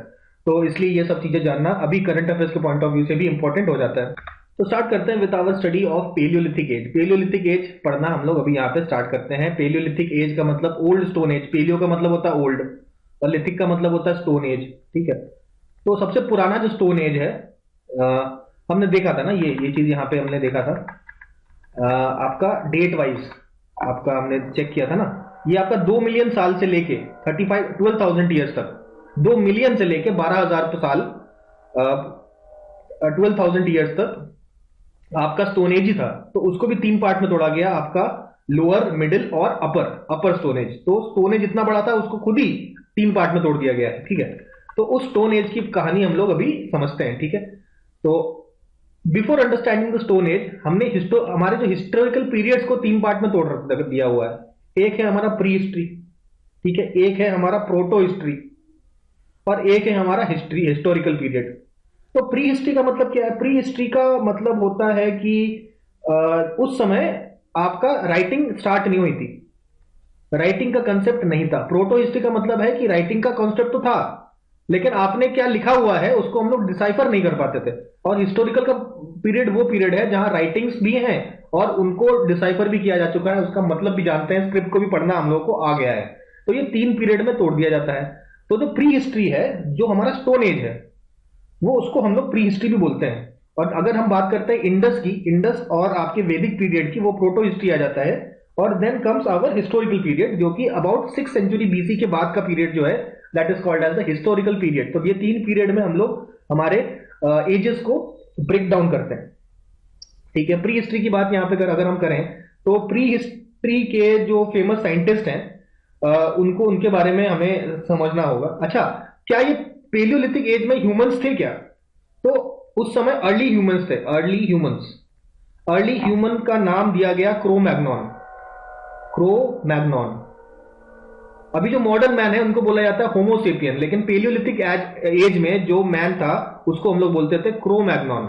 याद रखिए, CRO-MAGNON, क्रो-मैग्नॉन, ठीक है। ये हमने देखा, साइंटिस्ट के बारे में बात किया। तो अच्छा, अभी कुछ साइंटिस्ट के बारे में हम लोग बात करते हैं, ठीक है। जैसे कि सबसे पहले है टैमसन। 1816 में उन्होंने 3 एज कंसेप्ट दिया था, 3 एज कंसेप्ट। कौन से 3 एज भाई? एक तो स्टोन एज, एक तो है ब्रोंज एज, और फाइनली आपका आयरन एज। 3 एज का जो कंसेप्ट है, ये आपका टैमसन ने 1816 में दिया सबसे पहला। इसके बाद आपका ये जो प्री हिस्टोरिकल जो चीजें हैं, उनका रिसर्च स्टार्ट होता है 1863 में। 1863 में आप देखेंगे कि ये प्री हिस्टोरिकल पीरियड के ऊपर रिसर्च हम लोग करना स्टार्ट करते हैं, ठीक है। उसके बाद जॉन लुबाक की बात करते हैं, जॉन लुबाक। तो जॉन लुबाक पहले टर्म थे जिन्होंने एक टर्म दी है, पेलियोलिथिक और आपका नियोलिथिक। ये जो टर्म्स पहली बार दिए गए बाय जॉन लुबाक। तो ये 1816 में टैमसन ने ये 3 स्टेट दिया, स्टोन को पेलियोलिथिक और नियोलिथिक, ये सब जो टर्म्स है ये आपका जॉन लुबाक ने दिया। ईयर इंपॉर्टेंट नहीं है, लेकिन ठीक है, 1865, मतलब आफ्टर टैमसन जॉन लुबाक थे जिन्होंने टर्म दिया लिथिक का। मतलब ये जो स्टोन एज का भी 3 पार्ट में तोड़े गए ना, तो उसमें आपका पेलियोलिथिक और नियोलिथिक आ गया। तो ये टर्म्स पहली बार जॉन लुबाक ने दिए। जॉन लुबाक को ही लॉर्ड आइवरी भी बोलते हैं, लॉर्ड एवरी आपके जॉन लुबाक ही हैं। इन्होंने एक किताब लिखी pre historical times, pre historical times. और इसी किताब में इन्होंने मेंशन किए ये टर्म्स, पेलियोलिथिक और नियोलिथिक। ठीक है, ये जॉन लुबॉक की बात हो जाती है। फिर बात करते हैं हम लोग डॉक्टर प्रिमरोज की। डॉक्टर प्रिमरोज ने ढूंढा neolithic site, neolithic site of Lingsugur. Lingsugur कहां पे है? रायचूर एरिया में, रायचूर इन कर्नाटक, कर्नाटक में आपका लिंगसुगुर है, जहां पे न्यूलिथिक साइट को डिस्कवर किया डॉक्टर प्रिमरोज ने इन 1842 में इन्होंने डिस्कवर किया। उसके बाद नेक्स्ट है आपका लेयरटेट।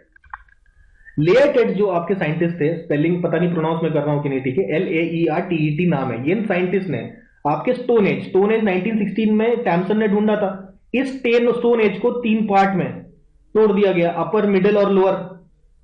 ये जो आपका डिफरेंशिएशन किया गया था, यही आपका लेयर्ट ने डिवाइड किया था पेलियोलिथिक एज को। तो Lartet divided the palaeolithic age into 3 parts, upper, middle and lower. ठीक है, आई होप ये बात समझ में आ रही होगी। इसके अलावा सीजे थॉमसन है। सीजे थॉमसन में भी आपके 3 एज का कंसेप्ट दिया आपका 1820 में, 8 to 1820 में इन्होंने भी 3 एज वाला कंसेप्ट दिया। Again stone age, bronze as और आयरन एज। तो सीजे थॉमसन अगर ऑप्शन में आया तो वो भी मार्क कर सकते हैं, और आपका अगर टैमसन आया तो वो भी मार्क कर सकते हैं। लेयरटेट ने आपका पेलियोलिथिक को 3 पार्ट में तोड़ा। उसके बाद न्यूलिथिक साइट आपका डॉक्टर प्रिमरोज ने लिंगसुगुर कर्नाटका में न्यूलिथिक साइट ढूंढा। जॉन लुबॉक ने टर्म दिया न्यूलिथिक, न्यूलिथिक पेलियोलिथिक जो टर्म है ये आपका जॉन लुबॉक ने दिया। उसके बाद वीएस वाकणकर। वीएस वाकणकर जो है, उन्होंने इंडिया में एक साइट था जिसका नाम है भीमबेटका। भीमबेटका साइट इन्होंने खोजा, और उसका जो एक्सकवेशन किया गया वो सब आपका वीएस वाकणकर के द्वारा किया गया। भीमबेटका केव्स, भीमबेटका केव्स हो गए आपके। उसके बाद कई सारे आपके और आपके एरियाज हैं जहां पे आपको एक्स मिलता है, स्टोन टूल्स मिलते हैं। भाई पेलियोलिथिक है ना, पेलियोलिथिक में आपको स्टोन टूल्स ही तो मिलेगा, और क्या मिलेगा। और हो सकता है कि भाई एक लकड़ी में आप ऐसे पत्थर बांध के ऐसा एक्स यूज करें, इसी को हैंड एक्स बोल दिया गया। तो ऐसे जो रीजन है आपको कई जगह मिले, जैसे कि आपके मद्रास में मिला। तो मद्रास में मिला तो हमने ऐसे बोल दिया मद्रासियन कल्चर। मद्रास के अलावा आपका और जगह भी मिला, जैसे कि विंध्या रीजन में भी आपको ये मिला, विंध्या रीजन में मिला, सोहन वैली में मिला। तो Sohan culture, Madrasian culture, Vindhyan culture, ये सब आपके पेलियोलिथिक कल्चर्स के बारे में बात हुई। एक और इंपॉर्टेंट जगह है जिनका नाम है अतिरमपक्कम। अतिरमपक्कम, अतिरमपक्कम में भी आपका न्यूलिथिक साइट मिलता है। थोड़ा सा इसको डिटेल में और देखते हैं ना। हमने सोहन कल्चर बोला तो मिला कहां? सोहन वैली, सोहन वैली में मिला। एक्चुअली में ये जो सोहन वैली में जो आपका डिस्कवरी किया गया था, ये expedition was under doctor Terra. Doctor Terra नाम के साइंटिस्ट थे जिन्होंने ये एक्सपीडिशन किया था इन सोहन वैली। और ये कहां के थे? एक एक्सपीडिशन थे that was send by Yale and Cambridge. Cambridge University और येल यूनिवर्सिटीज के रिसर्चर्स अंडर डॉक्टर टेरा ने सोहन वैली में आपके पेलियोलिथिक साइट्स को ढूंढ निकाला। इसके अलावा बेलन वैली, बेलन वैली एक्चुअली बेलन रिवर है, एक बेलन रिवर है जिसका ओरिजिन होता है सोनभद्र से। सोनभद्र से बेलन रिवर ओरिजिन होता है, और फिर आपका टोन्स रिवर का ट्रिब्यूटरी है। टोन्स ट्रिब्यूटरी में से मिल जाता है एट प्रयागराज और इलाहाबाद। ठीक है, आपके इलाहाबाद के प्रयागराज के टोन्स में, टोन्स नदी से आपका ये बेलन रिवर मिल जाता है। तो बेलन रिवर इसका ट्रिब्यूटरी है। इसी बेलन रिवर के जो वैली में आपके एक साइंटिस्ट थे जिनका नाम था GR शर्मा। तो GR Sharma ji actually Allahabad university के प्रोफेसर थे, इलाहाबाद यूनिवर्सिटी के प्रोफेसर थे। उन्होंने ये एक्सकवेशन वाला प्रोसेस किया और करीबन 44 साइट्स ढूंढ निकाले ऑफ पेलियोलिथिक साइट। ये कहां पे है? आपका बेलन वैली। तो सोहन वैली हो गया, बेलन वैली हो गया। उसके बाद प्रोफेसर किंग ने ये एक्सपेडिशन किया था 1865, सबसे पुराना यही था। ठीक है, अच्छा, ये आपका 1935 में हुआ था सोहन वैली वाला। 1935 में सोहन वैली वाला एक्सपेडिशन हुआ था। ठीक है, और ये 1865 में प्रोफेसर किंग ने, हमने देखा था ना मद्रास का कल्चर, मद्रासियन कल्चर। तो मद्रास में आपका जो एक्सपेडिशन की हुआ था, जिसमें 2 जगह है, वाड मदुरई और अतिरमपक्कम जो पीछे हमने बात किया। ठीक है, अतिरमपक्कम साइट्स पे आपका रिसर्च किया। ठीक है, मद्रास, ये प्रोफेसर किंग की बात हो जाती है। उसके बाद नेक्स्ट आता है father, who was called the father of pre history. Father of pre history कौन थे? फादर ऑफ प्री हिस्ट्री अगर आपसे पूछा, ये पूछा हुआ क्वेश्चन है, that is Robert Bruce foot, FOOT। Robert Bruce foot is called father of pre history. ठीक है, आई होप ये याद रहेगा। तो इन्होंने सबसे पहला स्टोन एज का टूल ढूंढा, स्टोन एज का टूल ढूंढा, स्टोन एज का टूल जो कि क्या था? क्वार्ट्जाइट। क्वार्ट्जाइट जो टूल है ये इन्होंने सबसे पहली बार ढूंढा फ्रॉम पल्लावरम, मदुरई। पल्लावरम, पल्लावरम एक जगह है मदुरई में, मदुरई से ढूंढा फूट जी ने। ठीक है, Robert Bruce Foote also called as the father of prehistory. कब ढूंढा? 1863 में। 1863 में एक्सपीडिशन होता है। 63 में ये पल्लावरम से मदुरई से ढूंढ लेते हैं आपके टूल। उसके बाद आपका प्रोफेसर किंग वही मद्रास में वाड मदुरई और अतिरमपक्कम से ढूंढते हैं। तो ये न्यूलिथिक साइट्स की जो शुरुआत ढूंढने की हुई वो आपका साउथ इंडिया से ही हुई है। भाई प्रोफेसर किंग हमने बात करी और रॉबर्ट फूट ने की बात करी। बाद में लेटर ऑन आपका 20th सेंचुरी में सोहन वैली भी हुआ, उसके बाद बेलन वैली भी ढूंढा गया है। तो ये सारी बातें हमने देखी। ठीक है, मटेरियल देखा, मोस्ट ऑफ द स्टोन जो इंपॉर्टेंट है वो क्वार्ट्जाइट है, क्वार्ट्जाइट स्टोन से बने हुए हैं। उसके बाद मिडिल पेलियोलिथिक, अच्छा जो स्टोन है कुछ इस तरीके से देखना, नुकीले एजेस हैं ये, तो इनसे चीजें कट सकती हैं। तो इनको अगर आप हैंडल में लगा दें तो एक्स का काम करने लग जाएंगे। ठीक है, तो यही करते थे। और मिडिल पेलियोलिथिक एक साइट है यहां पे आप देख रहे हैं, तो ये है संगहाव केव। संगहाव केव, संगहाव केव जो कि आपका मिडिल पेलियोलिथिक एज का है। संगहाव केव कहां पर है? पाकिस्तान में है। ठीक है, फलक कल्चर, फलक कल्चर, अलग अलग कल्चर है ना, तो फलक कल्चर बोलते हैं इसको। तो संगहाव केव याद रखिए, ऑफ पाकिस्तान, संगहाव केव। ठीक है, आई होप ये बात समझ में आ रही होगी। तो दीज आर द डिफरेंट आपके palaeolithic sites which we have discussed. अब हम लोग पेलियोलिथिक के कुछ फीचर्स के बारे में बात करते हैं। भाई पहली बात तो ये है कि क्या इस समय फायर था? फायर बिल्कुल स्टार्टिंग पीरियड में आपका फायर तो नहीं था, बाद में जाके हाय आया। तो जब फायर नहीं था तो क्या करते थे ये लोग? रॉ मीट खाते थे, रॉ। उसके बाद फायर जब आया तो भाई पका खाने लगे। स्टार्टिंग में ऑब्वियसली एग्रीकल्चर भी इनका नहीं था, लेटर जाके एग्रीकल्चर भी ये लोग करने लगते हैं। उसके बाद स्टार्टिंग में इनको लगा कि ये तो भाई जानवर को मिलता है तो ये लोग खा जाते थे। उसके बाद उन्होंने रियलाइज किया कि भाई केवल जानवर खाने के लिए उपयोग करना भी ठीक नहीं है। फिर एनिमल हस्बेंड्री का कंसेप्ट भी ये लोग बाद में जाके डेवलप करते हैं। ठीक है, सो कुछ कुछ बातें और देखते हैं, जैसे मेगालिथ। मेगालिथ क्या होता है? भाई मरने के बाद ये लोग क्या करते थे? बरी कर देते थे, और जहां पे भी आपकी बॉडी बरी होती थी उसके ऊपर ऐसे पत्थर रख देते थे। तो ये जो आपके जो stones over the dead body, इसको बोलते थे मेगालिथ। एक प्रकार का टूम्ब है। जो ब्यूरियल है उसके ऊपर जो पत्थर रख दे रहे हैं, that is called as megalith. इसको डॉलमेंस भी बोलते हैं। ठीक है, DOLMENS, डॉलमेंस। ठीक है, तो मेगालिथ हमको समझ में आया, they are nothing but tombs over burial dead bodies. ठीक है, अच्छा, तो ये सारी बात हो जाती है। सबसे ज्यादा पेलियोलिथिक साइट हमको मिलते हैं आपके गंगा वैली, गंगा और इंडस नदी की जो वैलीज हैं वहां पे सबसे ज्यादा साइट्स हमको देखने को मिलते हैं, पेलियोलिथिक साइट्स। ठीक है, अब ये कुछ इंपॉर्टेंट साइट्स के बारे में बात कर देते हैं। सबसे पहले तो ईसमपुर। ईसमपुर सबसे पहला सवाल है कहां? कर्नाटक में। क्या मिला यहाँ पे? यहाँ पे फैक्ट्री थी। किसकी फैक्ट्री? एक ही चीज तो बनती थी वहां पे, टूल्स। तो स्टोन से टूल्स बनाने की फैक्ट्री यहाँ पे लगी हुई थी, मतलब स्टोन से टूल्स बनाते थे। कैसे टूल्स देखे ना हमने अभी, यहाँ पे ऐसे टूल्स जो है इसको बनाने की फैक्ट्री थी। कहां पे? ईसमपुर, कर्नाटका में। नेक्स्ट हुंसगी। हुंसगी भी आपका टूल मेकिंग फैक्ट्री है।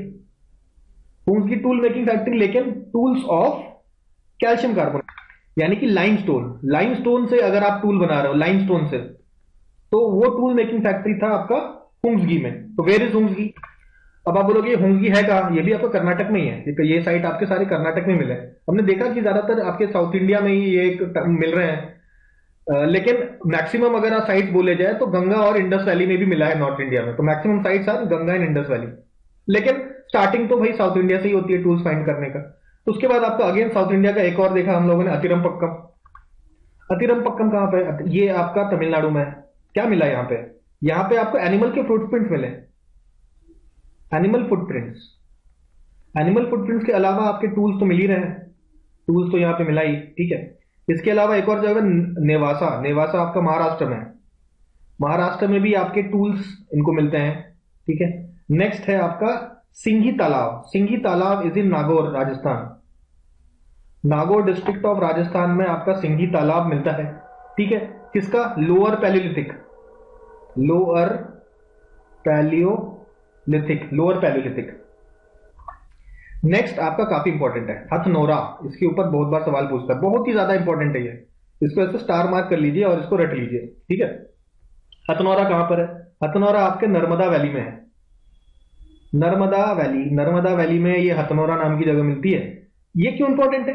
यहां पे आपको पहली बार होमिनॉइड फॉसिल्स मिले थे, होमिनॉइड, होमिनिड फॉसिल्स मतलब ह्यूमन फॉसिल्स, मतलब ह्यूमन लाइक फीचर्स वाले फॉसिल्स मिले थे, जिनके पास ह्यूमन लाइक फीचर्स थे, ह्यूमन फीचर्स।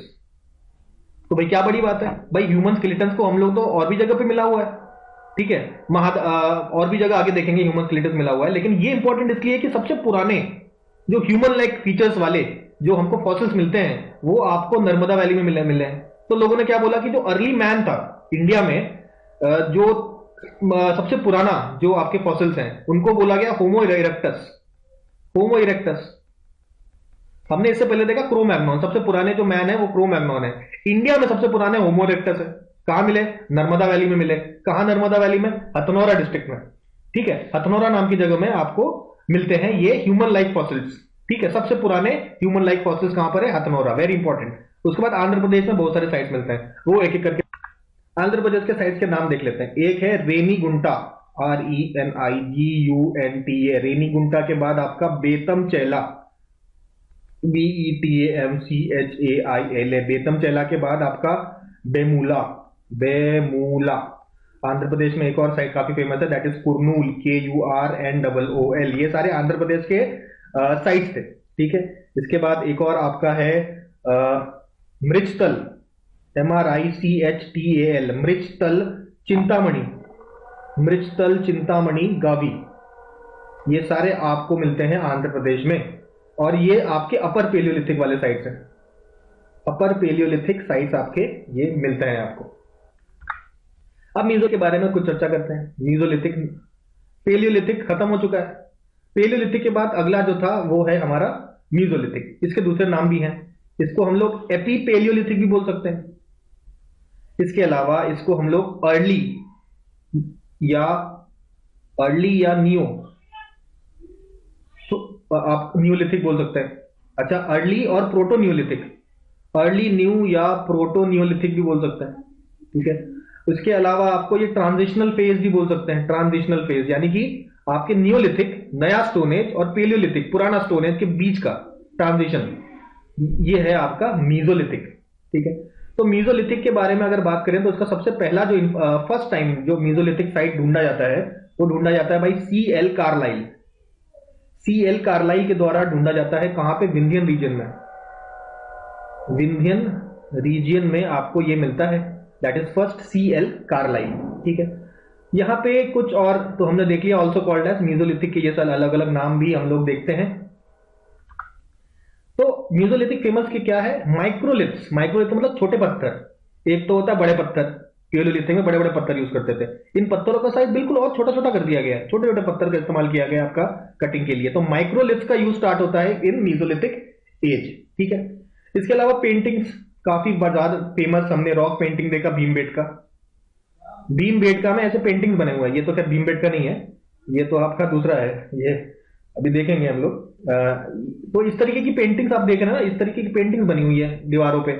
तो भीमबेटका में ऐसी पेंटिंग्स बनी हुई है, हमने इसके बारे में चर्चा करी हुई है। VS वाकणकर ने भीमबेटका जो केव है उसको ढूंढा था, उसी केव में ये पेंटिंग बनी हुई है। रायसेन जगह है MP में, रायसेन MP में आपका भीमबेटका केव्स है। इसके बाद आपके मीजोलिथिक में आता डोमेस्टिकेशन। हमने बताया ना, इससे पहले पेलियोलिथिक था, वहां पे उन लोग जानवर देखते थे तो मार के खा जाते थे, ठीक है। पहले तो कच्चा खा जाते थे, उसके बाद पका के खाते थे जब फायर इन्वेंट होता है। लेकिन मीजोलिथिक में उनको रियलाइज हुआ कि भाई ऐसा है कि ये जो केवल जानवर दिखे और उनको मार के खा जाओ, ऐसा सिस्टम ठीक नहीं है। इनको तो पाल भी सकते हैं और इनके दूसरे यूज भी कर सकते हैं, ठीक है। इनसे दूसरा यूज भी ले सकते हैं इनको बिना मारे। तो डोमेस्टिकेशन या एनिमल हस्बेंड्री वाला कंसेप्ट जो है आपका यही मीजोलिथिक के टाइम पे ही आता है, और इसके एविडेंस पाए जाते हैं कहां कहां, जैसे कि आदमगढ़। आदमगढ़ एक जगह है, कहां पे है? एमपी में है। आदमगढ़ आपका एमपी में है। कौन सा district? Hoshangabad district. Hoshangabad district अभी शायद नर्मदापुरम कर दिया गया है इसको, ठीक है।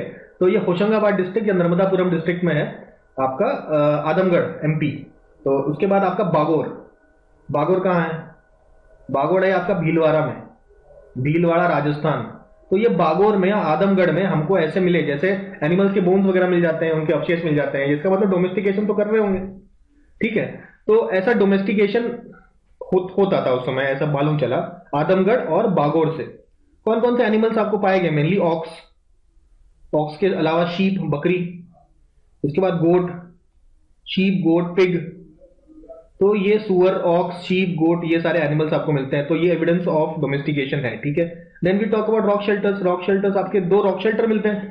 तो ये वाली जो फोटो है ना, यही आपका पंचमढ़ी में ही रॉक शेल्टर मिला है। रॉक शेल्टर्स, 2 रॉक शेल्टर्स आपका, इनके नाम भी देख लीजिए। एक तो है जम्बू द्वीप, जम्बू द्वीप रॉक शेल्टर, और डोरोथी द्वीप, डोरोथी द्वीप रॉक शेल्टर। ये 2 रॉक शेल्टर मिलते हैं कहां पे? पंचमढ़ी, पंचमढ़ी में। वहां पे हम लोग ये पेंटिंग वगैरह भी देखते हैं, ठीक है। तो 2 रॉक शेल्टर्स मिले हैं कहां पे? पंचमढ़ी में, याद रखिए। Mesolithic rock shelters were found where? Pachmarhi, ठीक। अच्छा, सबसे बड़ा साइट कौन सा है? सबसे बड़ा साइट ये बागोर। तो बागोर आपका भीलवाड़ा में जो हमने देखा था ना, ये सबसे बड़ा साइट था राजस्थान में, ठीक है। और इस साइट को ढूंढा था वीएन मिश्रा जी ने। वीएन मिश्रा जी ने इसका एक्सकवेशन किया था, इसको ढूंढा था, इसके बारे में पता लगाया था, ठीक है। 1968 से 1970, 1968 टू 1970 इसका एक्सकवेशन होता है बागोर का, जहां पे डोमेस्टिकेशन के प्रूफ भी मिलते हैं। और सबसे बड़ा मीजोलिथिक साइट बागोर है, ये इंपॉर्टेंट भी है। फिर बात करते हैं हम लोग महेश्वर की। महेश्वर एक जगह है, कहां पर है? मध्य प्रदेश में है महेश्वर, जिसका दूसरा नाम महिष्मती भी है। महिष्मती एमपी में है, और ये आपका खारगोन जिले में है। खारगोन जिले में आपका महेश्वर है। यहाँ की महेश्वरी साड़ियां भी बड़ी फेमस है, ठीक है। तो ये महेश्वर नाम की जगह में, खारगोन में भी आपका साइट मिलता है मीजोलिथिक का, ठीक है। उसके बाद आपका बिहार, पैसरा, पैसरा बिहार, यहाँ पे आपको हट्स मिले हैं, नहीं झोपड़ियां मिली हैं आपकी, झोपड़ियां ऐसे ऐसी झोपड़ियां मिली हैं कहां पे? पैसरा बिहार में झोपड़ियां मिली हैं। तो ये भी ध्यान रख सकते हैं, ठीक है। इसके बाद आते हैं मेहरगढ़। मेहरगढ़ में हमने भाई राइस की बात बोली कि आपका राइस कल्टीवेशन के आपको मिलते हैं, ठीक है। राइस कल्टीवेशन आपको यहां भी मिलता है, चौपानी मंडो, ठीक है। ये इलाहाबाद के पास है, मेजा तहसील में, ठीक है। On the banks of river बूढ़ी बेलन, बूढ़ी बेलन के बैंक्स में ये आपके चौपानी मंडो मिलता है। चौपानी मंडो भी एक प्रकार का वाइल्ड पैटी है, वाइल्ड राइस, ठीक है। तो मेहरगढ़ भी राइस के लिए फेमस है, चौपानी मंडो भी राइस के लिए फेमस है। मेहरगढ़ आपका बलूचिस्तान में है, पाकिस्तान में, बलूचिस्तान पाकिस्तान में मेहरगढ़ मिला है। और मेहरगढ़ में आपको डोमेस्टिकेशन भी मिला है, किसका? बफेलो का, ठीक है। बफेलो का डोमेस्टिकेशन करने का आपका प्रूफ भी मिला है मेहरगढ़ में। तो ये सब देख रहे हैं हम लोग कि भाई डोमेस्टिकेशन के प्रूफ कहां कहां मिले हैं। आदमगढ़ में मिला है, बागोर में मिला है, यहाँ मेहरगढ़ में भी मिला है। राइस कहां मिला है? चौपानी मंडो में और आपका मेहरगढ़ में। इसका मतलब यह है कि भाई कल्टीवेशन और एग्रीकल्चर वगैरह भी चालू हो गया इस समय, ठीक है। तो थोड़ा बहुत तो चालू हुआ ही है, बहुत अगर विस्तृत ढंग से चालू नहीं हुआ तो, लेकिन थोड़ा बहुत अवशेष आपको मिल रहा है ग्रेन्स वगैरह के। तो ये सारी चीजें ये बताती हैं कि कैसे कैसे आपका मेसोलिथिक पीरियड अलग है आपका पेलोलिथिक से, लेकिन यूज वही हो रहा है आपका स्टोन। लेकिन यहाँ पे डोमेस्टिकेशन और कुछ और चीजें, कल्टीवेशन वगैरह भी चालू हो गया है इन मेसोलिथिक। अब आते हैं, ये देखिए आप हड्डी का ढांचा देख रहे हैं ना। अभी हम बात करेंगे ह्यूमन स्केलेटन्स मिलेंगे कहीं पे। हमने एक ह्यूमन स्केलेटन पहले भी देखा था हथनौरा में, अर्ली मैन के बारे में, होमो इरेक्टस के बारे में बात की थी, ठीक है, नर्मदा वैली के पास। अब बात करेंगे और कुछ जगह भी आपको ह्यूमन स्केलेटन्स मिलते हैं। कौन कौन जगह? सबसे पहले गुजरात में एक जगह है, that is called Langhnaj. Gujarat में लंगनाज है, जहां पे 14 ह्यूमन स्केलेटन्स मिलते हैं। 14 ह्यूमन स्केलेटन्स आपको मिलते हैं। Next comes महादाह। महादाह कहां पर है? महादाह इज इन प्रतापगढ़, प्रतापगढ़, पट्टी, पट्टी प्रतापगढ़, पट्टी एक जगह है प्रतापगढ़ में, जहां पे आपको ह्यूमन स्केलेटन्स मिले हैं, जहां पे आपको स्लॉटर हाउस मिला है। स्लॉटर हाउस के अलावा आपका garland made of antelope rings, garland मिला है, गारलैंड मतलब माला, गारलैंड मिला है made of antelope rings, antelope rings का गारलैंड मिला है। आपका स्लॉटर हाउस मिला है। तो ये सारी चीजें मिली है आपके प्रतापगढ़ में महादाह। तो प्रतापगढ़ में एक और जगह है दमदमा, दमदमा भी आपको प्रतापगढ़ जिले में है, जहां पे आपको बोन टूल्स मिलते हैं और 41 ह्यूमन ग्रेव्स मिलते हैं। आप ऐसे दमदमा और लंगनाथ उल्टा कर लीजिए, वहां पे 14, यहाँ पे 41, ठीक है। ह्यूमन स्केलेटन मिलते हैं 41 ह्यूमन स्केलेटन आपको दमदमा में मिलते हैं, ठीक है। अच्छा, उसके बाद आपका सराय नहर राय, इसमें केवल 4 मिलते हैं, ठीक है। सराय नहर राय आपके 4। उसके बाद लेखानिया, लेखानिया आपका विंध्या रीजन में है, विंध्या रीजन में है, ठीक है। इसमें आपको 17 ह्यूमन स्केलेटन मिलते हैं, ठीक है। आप पहले दमदमा और लंगनाथ देख लीजिए, उल्टा कर लीजिए, यहाँ पे 14, यहाँ पे 41। उसके बाद सराय नहर राय, इसमें आपको 4 मिलते हैं, ठीक है। ये आपके जो 3 है ये इंपॉर्टेंट है, महादा, दमदमा और सराय नहर राय, ये सारे प्रतापगढ़ डिस्ट्रिक्ट में ही है, ये सारे के सारे आपके प्रतापगढ़ डिस्ट्रिक्ट में है, ठीक है। ये याद रखिएगा, आपका महादहा हो गया, दमदमा हो गया और सराय नहर राय, ये सारे आपके महादहा में है। दमदमा में 41 मिलता है, सराय नहर राय थोड़ा गरीब है, 4 ही मिलता है। महादहा में आप देखते हैं कि भैया रिंग्स मिलते हैं, एंटीडोप रिंग्स, स्लॉटर हाउस वगैरह मिलता है, ठीक है। दमदमा में और भी चीजें मिलती हैं, 41 ह्यूमन स्केलेटन के अलावा बोन से बने हुए टूल्स, हड्डी से बने हुए टूल्स आपको मिलते हैं दमदमा में, ठीक है। इसके बाद आइवरी पेंडेंट, आइवरी पेंडेंट यानी हाथी दांत भी नहीं छोड़ रहे लोग, ठीक है। हाथी दांत से बने हुए पेंडेंट भी मिल रहा है, हड्डियों से बने हुए टूल्स भी मिल रहे हैं, और 41 ह्यूमन ग्रेव्स मिला है। मतलब दमदमा बहुत ही ज्यादा खतरनाक हम लोग देख रहे हैं, 41 ह्यूमन स्केलेटन्स, ठीक है। यहाँ पे ऐसे स्टार मार्क कर लेते हैं लोग 3-4 बार, ठीक है। सब आपका प्रतापगढ़ में है, महादहा में भी है और सराय नहर राय भी प्रतापगढ़ में है। लेखानी आपका विंध्या में है, 14 human skeletons. Rock shelter number 1, rock shelter number 1 में आपको 17 ह्यूमन स्केलेटन्स देखने को मिलते हैं, ठीक है। नेक्स्ट अभी आते हैं हम लोग ह्यूमन स्केलेटन्स के डरावने चैप्टर के बाद आते हैं हम लोग नेक्स्ट हमारे न्यूलिथिक एज में। न्यूलिथिक एज नया आपके एकदम चमकदार, एकदम चमकते हुए स्टोन्स मिलेंगे यहाँ पे, ठीक है। तो यहाँ पे न्यूलिथिक के बारे में पहली बात तो ये है कि देखिए पॉलिश्ड स्टोन्स मिलते हैं। पॉलिश्ड सेल्ट एक एग्जांपल है जो डिस्कवर किया गया था, साइंटिस्ट जिनका नाम था ली मेजुराइना नाम के साइंटिस्ट है, जिन्होंने पॉलिश सेल्ट ढूंढा था। अब यहाँ पे टोन्स रिवर के पास, भाई टोन्स रिवर के पास ही ये आपको, टोन्स रिवर है ना, उसके पास आपको ये चमकदार पत्थर मिले, पॉलिश्ड है। मतलब अब क्या है ना, पहले तो बड़े पत्थर, उसके बाद छोटे पत्थर, अब चमचमकीले पत्थर, मतलब उसको पॉलिश करके एकदम शार्प किया है, मतलब देखने में एकदम नया चमकदार सा अगर पत्थर आपको दिखे तो आप कहिए न्यूलिथिक पत्थर है, ठीक है। पॉलिश्ड पत्थर, चीजल प्लैंक्स और polished stones are used. Polished stones का इस्तेमाल यहां पे किया गया है, ठीक है। ये टर्म किसने दिया था, ये हम लोग पढ़ चुके हैं, ठीक है। ये हम लोग पढ़ चुके हैं, स्टोन किसने दिया था, अभी पॉज करके दिमाग दौड़ाइए, किसने दिया था, हम लोग पढ़ चुके हैं, लुवॉक, LUBBOK। पेलियोलिथिक और न्यूलिथिक टर्म तो इसने दिया था, और इसने किताब लिखी थी प्री हिस्टोरिक टाइम्स लुवॉक, तो ये टर्म भी पता चल गया। अब कुछ बात करते हैं। न्यूलिथिक के 2 फेजेस हैं। पहला फेज आपका पॉटरी फेज और नॉन पॉटरी फेज। स्टार्टिंग में क्या हुआ ना, ये लोग आपके पॉटरी नहीं बनाते थे, घड़े वगैरह नहीं बनाते थे। उसके बाद इन्होंने देखा कि यार घड़े भी बना सकते हैं। मिट्टी के घड़े अगर बोलेंगे कब बनाना सीखा इन्होंने, मिट्टी के घड़े, पर मिट्टी के बर्तन कब बनाने सीखे, तो ये आपका न्यूलिथिक में सीखे। स्टार्टिंग वाले फेज में उनको नहीं आता था, वो नॉन पॉटरी स्टेज था। उसके बाद पॉटरी स्टेज में इन्होंने सीख लिया किस तरीके से मिट्टी के बर्तन बनाते हैं, तो वहां पे सारी चीजें वो लोग स्टोर करके रखने लगे मिट्टी के बर्तनों में। अब एक हिस्टोरियन के बारे में बात करते हैं, गॉर्डन चाइल्ड ने ही टर्म दिया न्यूलिथिक रेवोल्यूशन, ठीक है। यहां पे एग्रीकल्चर चालू कर दिया भाई साहब इन लोगों ने, ठीक है। एग्रीकल्चर प्रॉपर तरीके से चालू हो गई है, एग्रीकल्चर वाला सामान ही मिट्टी घड़े में रखने लगे हैं, ठीक है। तो गॉर्डन चाइल्ड ने बोला न्यूलिथिक रेवोल्यूशन। ऑल्सो न्यूलिथिक को उन्होंने बोला ग्रेन प्रोड्यूसिंग कल्चर, न्यूलिथिक जो था उन्होंने एग्रीकल्चर चालू किया था, ग्रेन का प्रोडक्शन चालू किया था, ग्रेन प्रोडक्शन कल्चर आपका न्यूलिथिक है, ठीक है। अच्छा, गॉर्डन चाइल्ड ने, अभी इससे थोड़ा हटके बात करते हैं न्यूलिथिक से, इन्होंने आपको आयरन को क्या बोला है, गॉर्डन चाइल्ड ने आयरन को बोला है डेमोक्रेटिक मेटल। आयरन को डेमोक्रेटिक मेटल किसने बोला है, तो गॉर्डन चाइल्ड ने बोला है। इसके अलावा उन्होंने कॉपर का इंपॉर्टेंस देखा, अभी कॉपर की बात हम लोगों ने नहीं की है, ठीक है। तो कॉपर का इन्होंने इंपॉर्टेंस बताया in the book what happens in history. इसका इंपॉर्टेंस बताया इन्होंने in the book called what happens in history नाम की किताब में इन्होंने कॉपर का इंपॉर्टेंस बताया है, गॉर्डन चाइल्ड, ठीक है। तो ये बात होगी गॉर्डन चाइल्ड की। तो कुछ कुछ साइट्स हैं, जैसे बोर्नियो इंडोनेशिया में भी न्यूलिथिक साइट्स मिलते हैं। विला सुरगाम कुर्नूल डिस्ट्रिक्ट में है, कुर्नूल डिस्ट्रिक्ट, ठीक है, आंध्र प्रदेश में हमने देखा है। इवन बलूचिस्तान में भी हमें न्यूलिथिक साइट, इवन चाइना में भी हम लोग देख सकते हैं न्यूलिथिक साइट्स। चाइना, चाइना में एक्सकवेशन किया गया था भाई बी के थापर, ठीक है, इन्होंने ढूंढा था न्यूलिथिक कल्चर इन चाइना। इसके साथ एक और थे एल्चिन कपल, ठीक है, बी के थापर इंपॉर्टेंट इंडियन है, इसके साथ ये अंग्रेज नहीं चाइनीज साइंटिस्ट एक और है आल्चिन कपल, ठीक है। ये इन दोनों ने मिलकर चाइना में न्यूलिथिक आपके साइट्स को ढूंढ निकाला था, तो बी के थापर इसलिए यहां पे इंपॉर्टेंट हो जाते हैं, ठीक है। अच्छा,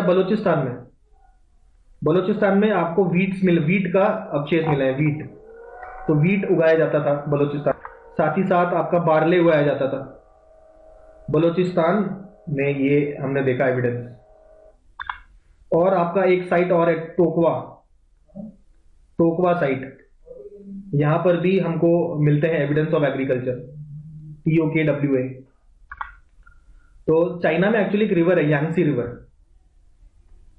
रिवर, वहां पे हमें देखने को मिलता है ये मोस्टली, ठीक है। बलूचिस्तान देख लिया, टोकवा देख लिया, जो आपका बेसिकली मिर्जापुर के पास है आपका साइट, न्यूलिथिक साइट, ठीक है। अब यहाँ पे कुछ एक इंटरेस्टिंग बातें हम लोग को नोट करने को मिलती है। तो न्यूलिथिक में हम लोगों ने देखा वीट इंपॉर्टेंट है, वीट कल्टीवेशन आपका स्टार्ट होता है, ठीक है। वीट कल्टीवेशन यहाँ पे हम लोग स्टार्ट करते देखे हैं, ठीक है। तो इससे पहले ऐसा कहा जाता था कि एग्रीकल्चर जो है, एग्रीकल्चर का सबसे ओल्डेस्ट साइट था मेहरगढ़ ओल्डेस्ट साइट फाइंड, मतलब सब लोग जो डिस्कवर किए थे उन्होंने कहा था कि Mehrgarh is the oldest site, सबसे पुराना साइट मेहरगढ़ है। उसके बाद इन्होंने एक और बात देखी कि मेहरगढ़ के अलावा एक और जगह है संत कबीर नगर, जहां पे 9000 से 7000 BC के बीच में भी हमने देखा कि ये लोग आपका एग्रीकल्चर कर रहे हैं, ठीक है। संत कबीर नगर में एक जगह है जिसका नाम है लहुरा देव नाम का जगह है, जहां पे सबसे पुराना एग्रीकल्चर का एविडेंस हम लोग को मिलता है, और इवन मेहरगढ़ से भी पुराना, ओल्डर देन मेहरगढ़। तो ये चीज हम लोगों ने यहाँ पे नोटिस देखी, ठीक है। उसके बाद राइस कल्टीवेशन हमने देखा, और जगह भी देखा है, जैसे कोल्डीवा, KOLDIH, कोल्डीवा आपका इलाहाबाद के पास है, ठीक है। ये आपका राइस का सबसे पुराना साइट है, मतलब राइस कल्टीवेशन सबसे पुराना यहाँ पे देखा गया है कोल्डीवा में, one of the oldest site, ठीक है। सो ये सारी बात होगी न्यूलिथिक साइट्स की। अब कुछ और बात करते हैं, कुछ इंपॉर्टेंट ग्रेन्स कहां से आए हैं, जैसे मेज, भुट्टा। तो जो मेज है वो आपका मेक्सिको से आया है, एम फॉर मेक्सिको।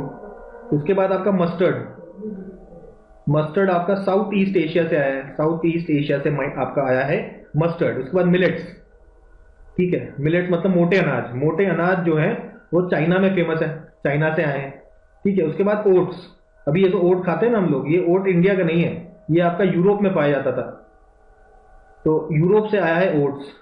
मोटे अनाज चाइना में, मस्टर्ड साउथ ईस्ट एशिया, और मेज हमारा मेक्सिको से आया है। और एक और आपका है सोरगम, CORGHUM। सोरगम कहां से आता है? ईस्ट अफ्रीका से आता है सोरगम। तो हम लोग साइट्स देखते हैं, सारे साइट्स जितने भी न्यूलिथिक है हम लोग एक करके देखेंगे।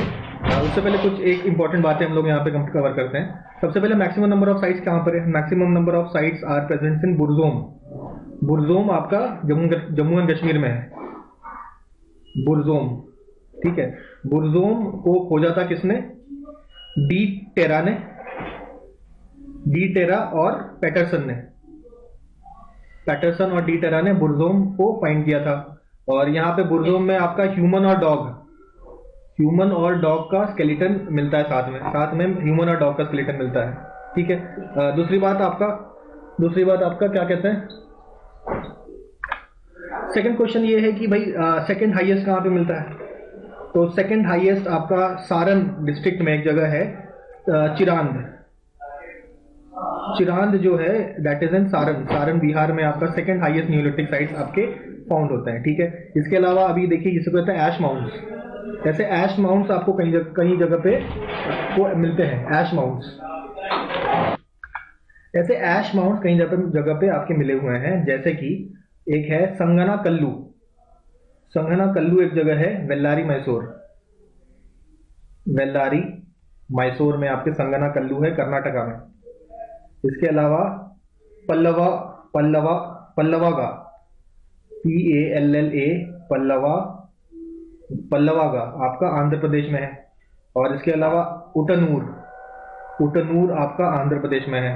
तो पल्लवागा, उटनूर और संगना कल्लू ये सब जगह पे आपको ऐश माउंट मिल रहा है। ऐश माउंट का फोटो यहाँ पे हमने शो किया, ऐसे ऐश माउंट होते हैं, ठीक है, ऐश के बने हुए टीले, ठीक है। मदर गॉडेस, उसके बाद आपको मदर गॉडेस भी आपको मिलेंगी, ठीक है।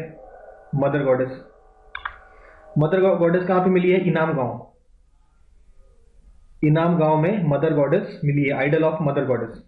उसके बाद गरुड़ा स्टाइल, गरुड़ा स्टाइल के अर्दन स्कल्पचर्स, मिट्टी के बने हुए आपके स्कल्पचर्स मिले हैं। कहाँ पे? मालवा में, मालवा में, जो राजस्थान वाले पोर्शन वाले मालवा में आपके अर्दन स्कल्पचर्स मिले हैं, ठीक है। वहां पे बुल काफी इंपॉर्टेंट सिंबल होता था। Bull was the symbol of religious sect, किसी रिलीजियस सेक्ट का सिंबल जो बुल है वहां पे फाइंड किया गया है इन। तो ये सारी बातें हम लोगों को समझ। फिर बात करते हैं लास्टली डेड बॉडीज की बात करते हैं।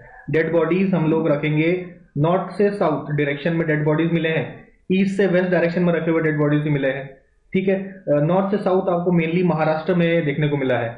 महाराष्ट्र में कुछ साइट्स हैं जैसे कि नेवासा है, दाइमाबाद है, उसके बाद इनाम गांव है, इनाम गांव आपका महाराष्ट्र में है।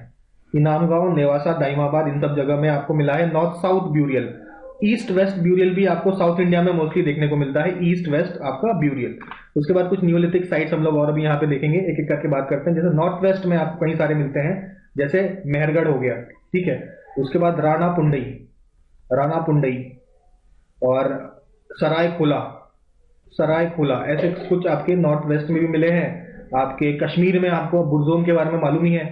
और एक और जगह गुजक्रल, गुजक्रल, गुजक्रल भी आपको मिला है। नॉर्थ में आपके और न्यूलिथिक साइट्स मिलते हैं आपको, जैसे कि कोडीवा, महादहा, चिरांद और सेनुअर आपका बिहार में है। सेनुअर आपका बिहार में है, चिरांद भी बिहार में है, महादहा यूपी में है और कोडीवा भी आपका यूपी में है। नॉर्थ में ये सब मिलता है। ईस्ट में भी आपको मिलता है पांडु राजा डिबरी, पांडु राजा डिबरी आपका वेस्ट बंगाल में है। इसके बाद आपका सारुत्रु, सारुत्रु, सारुत्रु आपका असम में है और मरकाडोला असम में है। सुरुत्रु और मरकाडोला, मरकाडोला अभी आपका असम में है, ठीक है। उसके बाद आपके पेनिनसुलर रीजन में भी कुछ हैं, जैसे कि अब कुछ इंपॉर्टेंट मैं बता रहा हूं जो कैलकोलिथिक में भी है, इसको ध्यान दीजिएगा, ठीक है।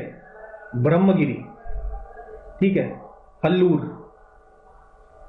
पिकलीहल, पिकलीहल, और इसके बाद आपका सरगना कल्लू, सरगना कल्लू और मस्की, सरगना कल्लू, मस्की, पिकलीहल और आपका ब्रह्मगिरी, हल्लूर। तो ये सारी जगह भी आपका बेलूर, सॉरी हल्लूर कह रहा हूं, बेलूर, ये सारी जगह आपको मिलता है पेनिनसुलर इंडिया में, जो आपका कैलकोलिथिक एज भी है और न्यूलिथिक भी है, न्यू भी है और कैलकोलिथिक एज भी है, ठीक है। उसके बाद और न्यूलिथिक भी आपको साउथ में मिलेगा, जैसे कि पय्यमपल्ली हो गया, उत्तनूर हो गया, कूपागल हो गया, उसके बाद कोडेहल हो, कोडेक्कल हो गया, ठीक है, नागार्जुन कोंडा हो गया, मस्की हो गया। मस्की तो खैर देख लिया हमने, ये मस्की डिस्कस हो गया। तो ये सारे आपके साउथ इंडिया के भी हो गए आपके न्यूलिथिक साइट्स। तो ये सारे न्यूलिथिक साइट्स हैं, पूरा याद करने की जरूरत नहीं है, एक बार आप इसको वीडियो को देख लीजिएगा बस, जो जो दिमाग में रहेगा, और हो सकता है मैप में देख लीजिएगा कभी ज्यादा समय मिले तो। अभी तो खैर एक दो बार आप वीडियो देख लीजिए, उसमें जो दिमाग में रह गया, ठीक है। तो ये सारी बातें हो गई हमारे न्यूलिथिक साइट्स के बारे में। हमने ऐश माउंट भी देख लिया कहाँ पे होता है। एक और चीज, फायर, फायर जो है, फायर आपका न्यूलिथिक साइट में पहली बार देखने को मिला था। Fire was a Neolithic, Neolithic era में आपको फायर सबसे फायर आपको देखने को मिला होगा, ठीक है। अच्छा, यहाँ पे हमने देखा था मेसोलिथिक में पैसारा नाम का एक जगह है बिहार में, ठीक है। पैसारा को ढूंढा किसने था, तो ये ध्यान में रखना है। Paisra was found by Vidula Jaiswal, Vidula Jaiswal ji ने 1947 में पैसारा ढूंढा था, जहां पे हार्ट मिलते हैं, मेसोलिथिक साइट, ठीक है। अब हम लोग कैलकोलिथिक एज के बारे में देखते हैं। कैलकोलिथिक एज की अगर हम बात करें तो इसमें आपका बेसिकली कॉपर एज है, कॉपर का इस्तेमाल ज्यादा चालू हुआ है। तो इसमें सबसे पहले क्रोनोलॉजी देखते हैं। इसमें आपका सबसे पहले कयाथा, कयाथा रीजन, अहर रीजन और मालवा रीजन और जॉर्वे रीजन। ठीक है, तो कयाथा रीजन बेसिकली आपका उज्जैन में है, और आपका अहर रीजन आपका उदयपुर में है।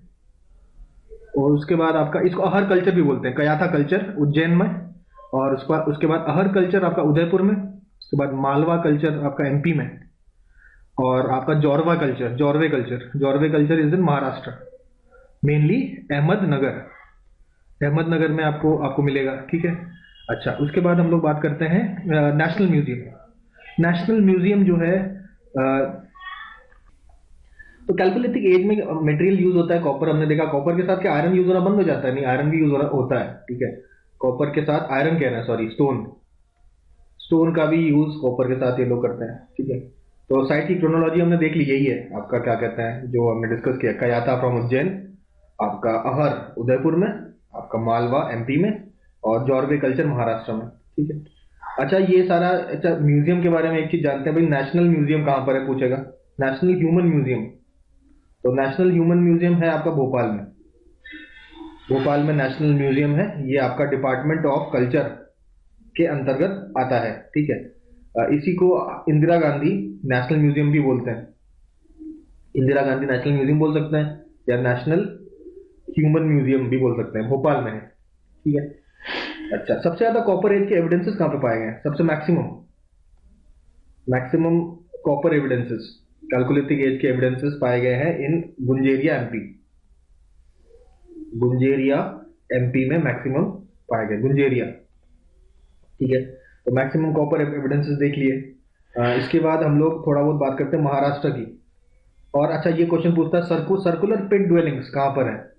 पिट ड्वेलिंग्स क्या होती है? जमीन के अंदर, आप जैसे ये जमीन है, जमीन के अंदर आप खड्डा खोद के नीचे जब अगर आप रहेंगे तो इसे कहते हैं पिट ड्वेलिंग्स।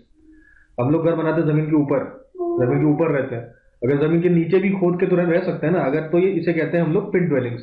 और ये सर्कुलर शेप का होता है, मतलब अंदर आप खोदेंगे ना तो आपको सर्कुलर शेप का पिट ड्वेलिंग्स मिलेगा। तो ऐसे सर्कुलर पिट ड्वेलिंग्स कहाँ पे मिला है? तो ये आपका अहर उदयपुर में ऐसे सर्कुलर पिट ड्वेलिंग्स मिलते हैं। फिर आते हैं महाराष्ट्र में।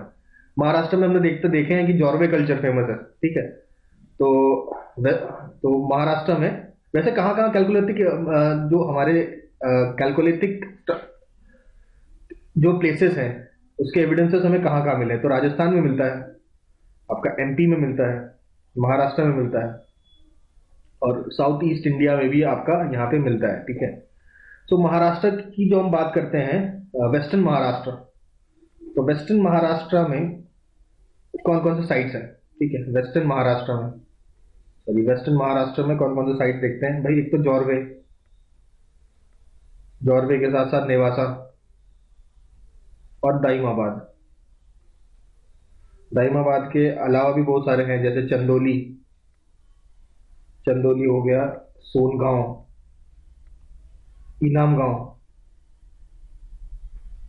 गांव, ठीक है, नासिक, ये सारे प्लेसेस आपके हैं। ठीक है, और पुणे की कुछ जगह भी आपके में मिला है कैलकुलेटिक पीरियड के साइट्स। तो यहाँ पे अगर बात करें नेवासा की, तो यहाँ पे जूट के एविडेंस मिले हैं, जूट। और दाइमाबाद जो है, Daimabad is the largest Jorwe site. Jorwe culture जो है, जॉर्वे कल्चर का सबसे बड़ा जो साइट है वो दाइमाबाद है।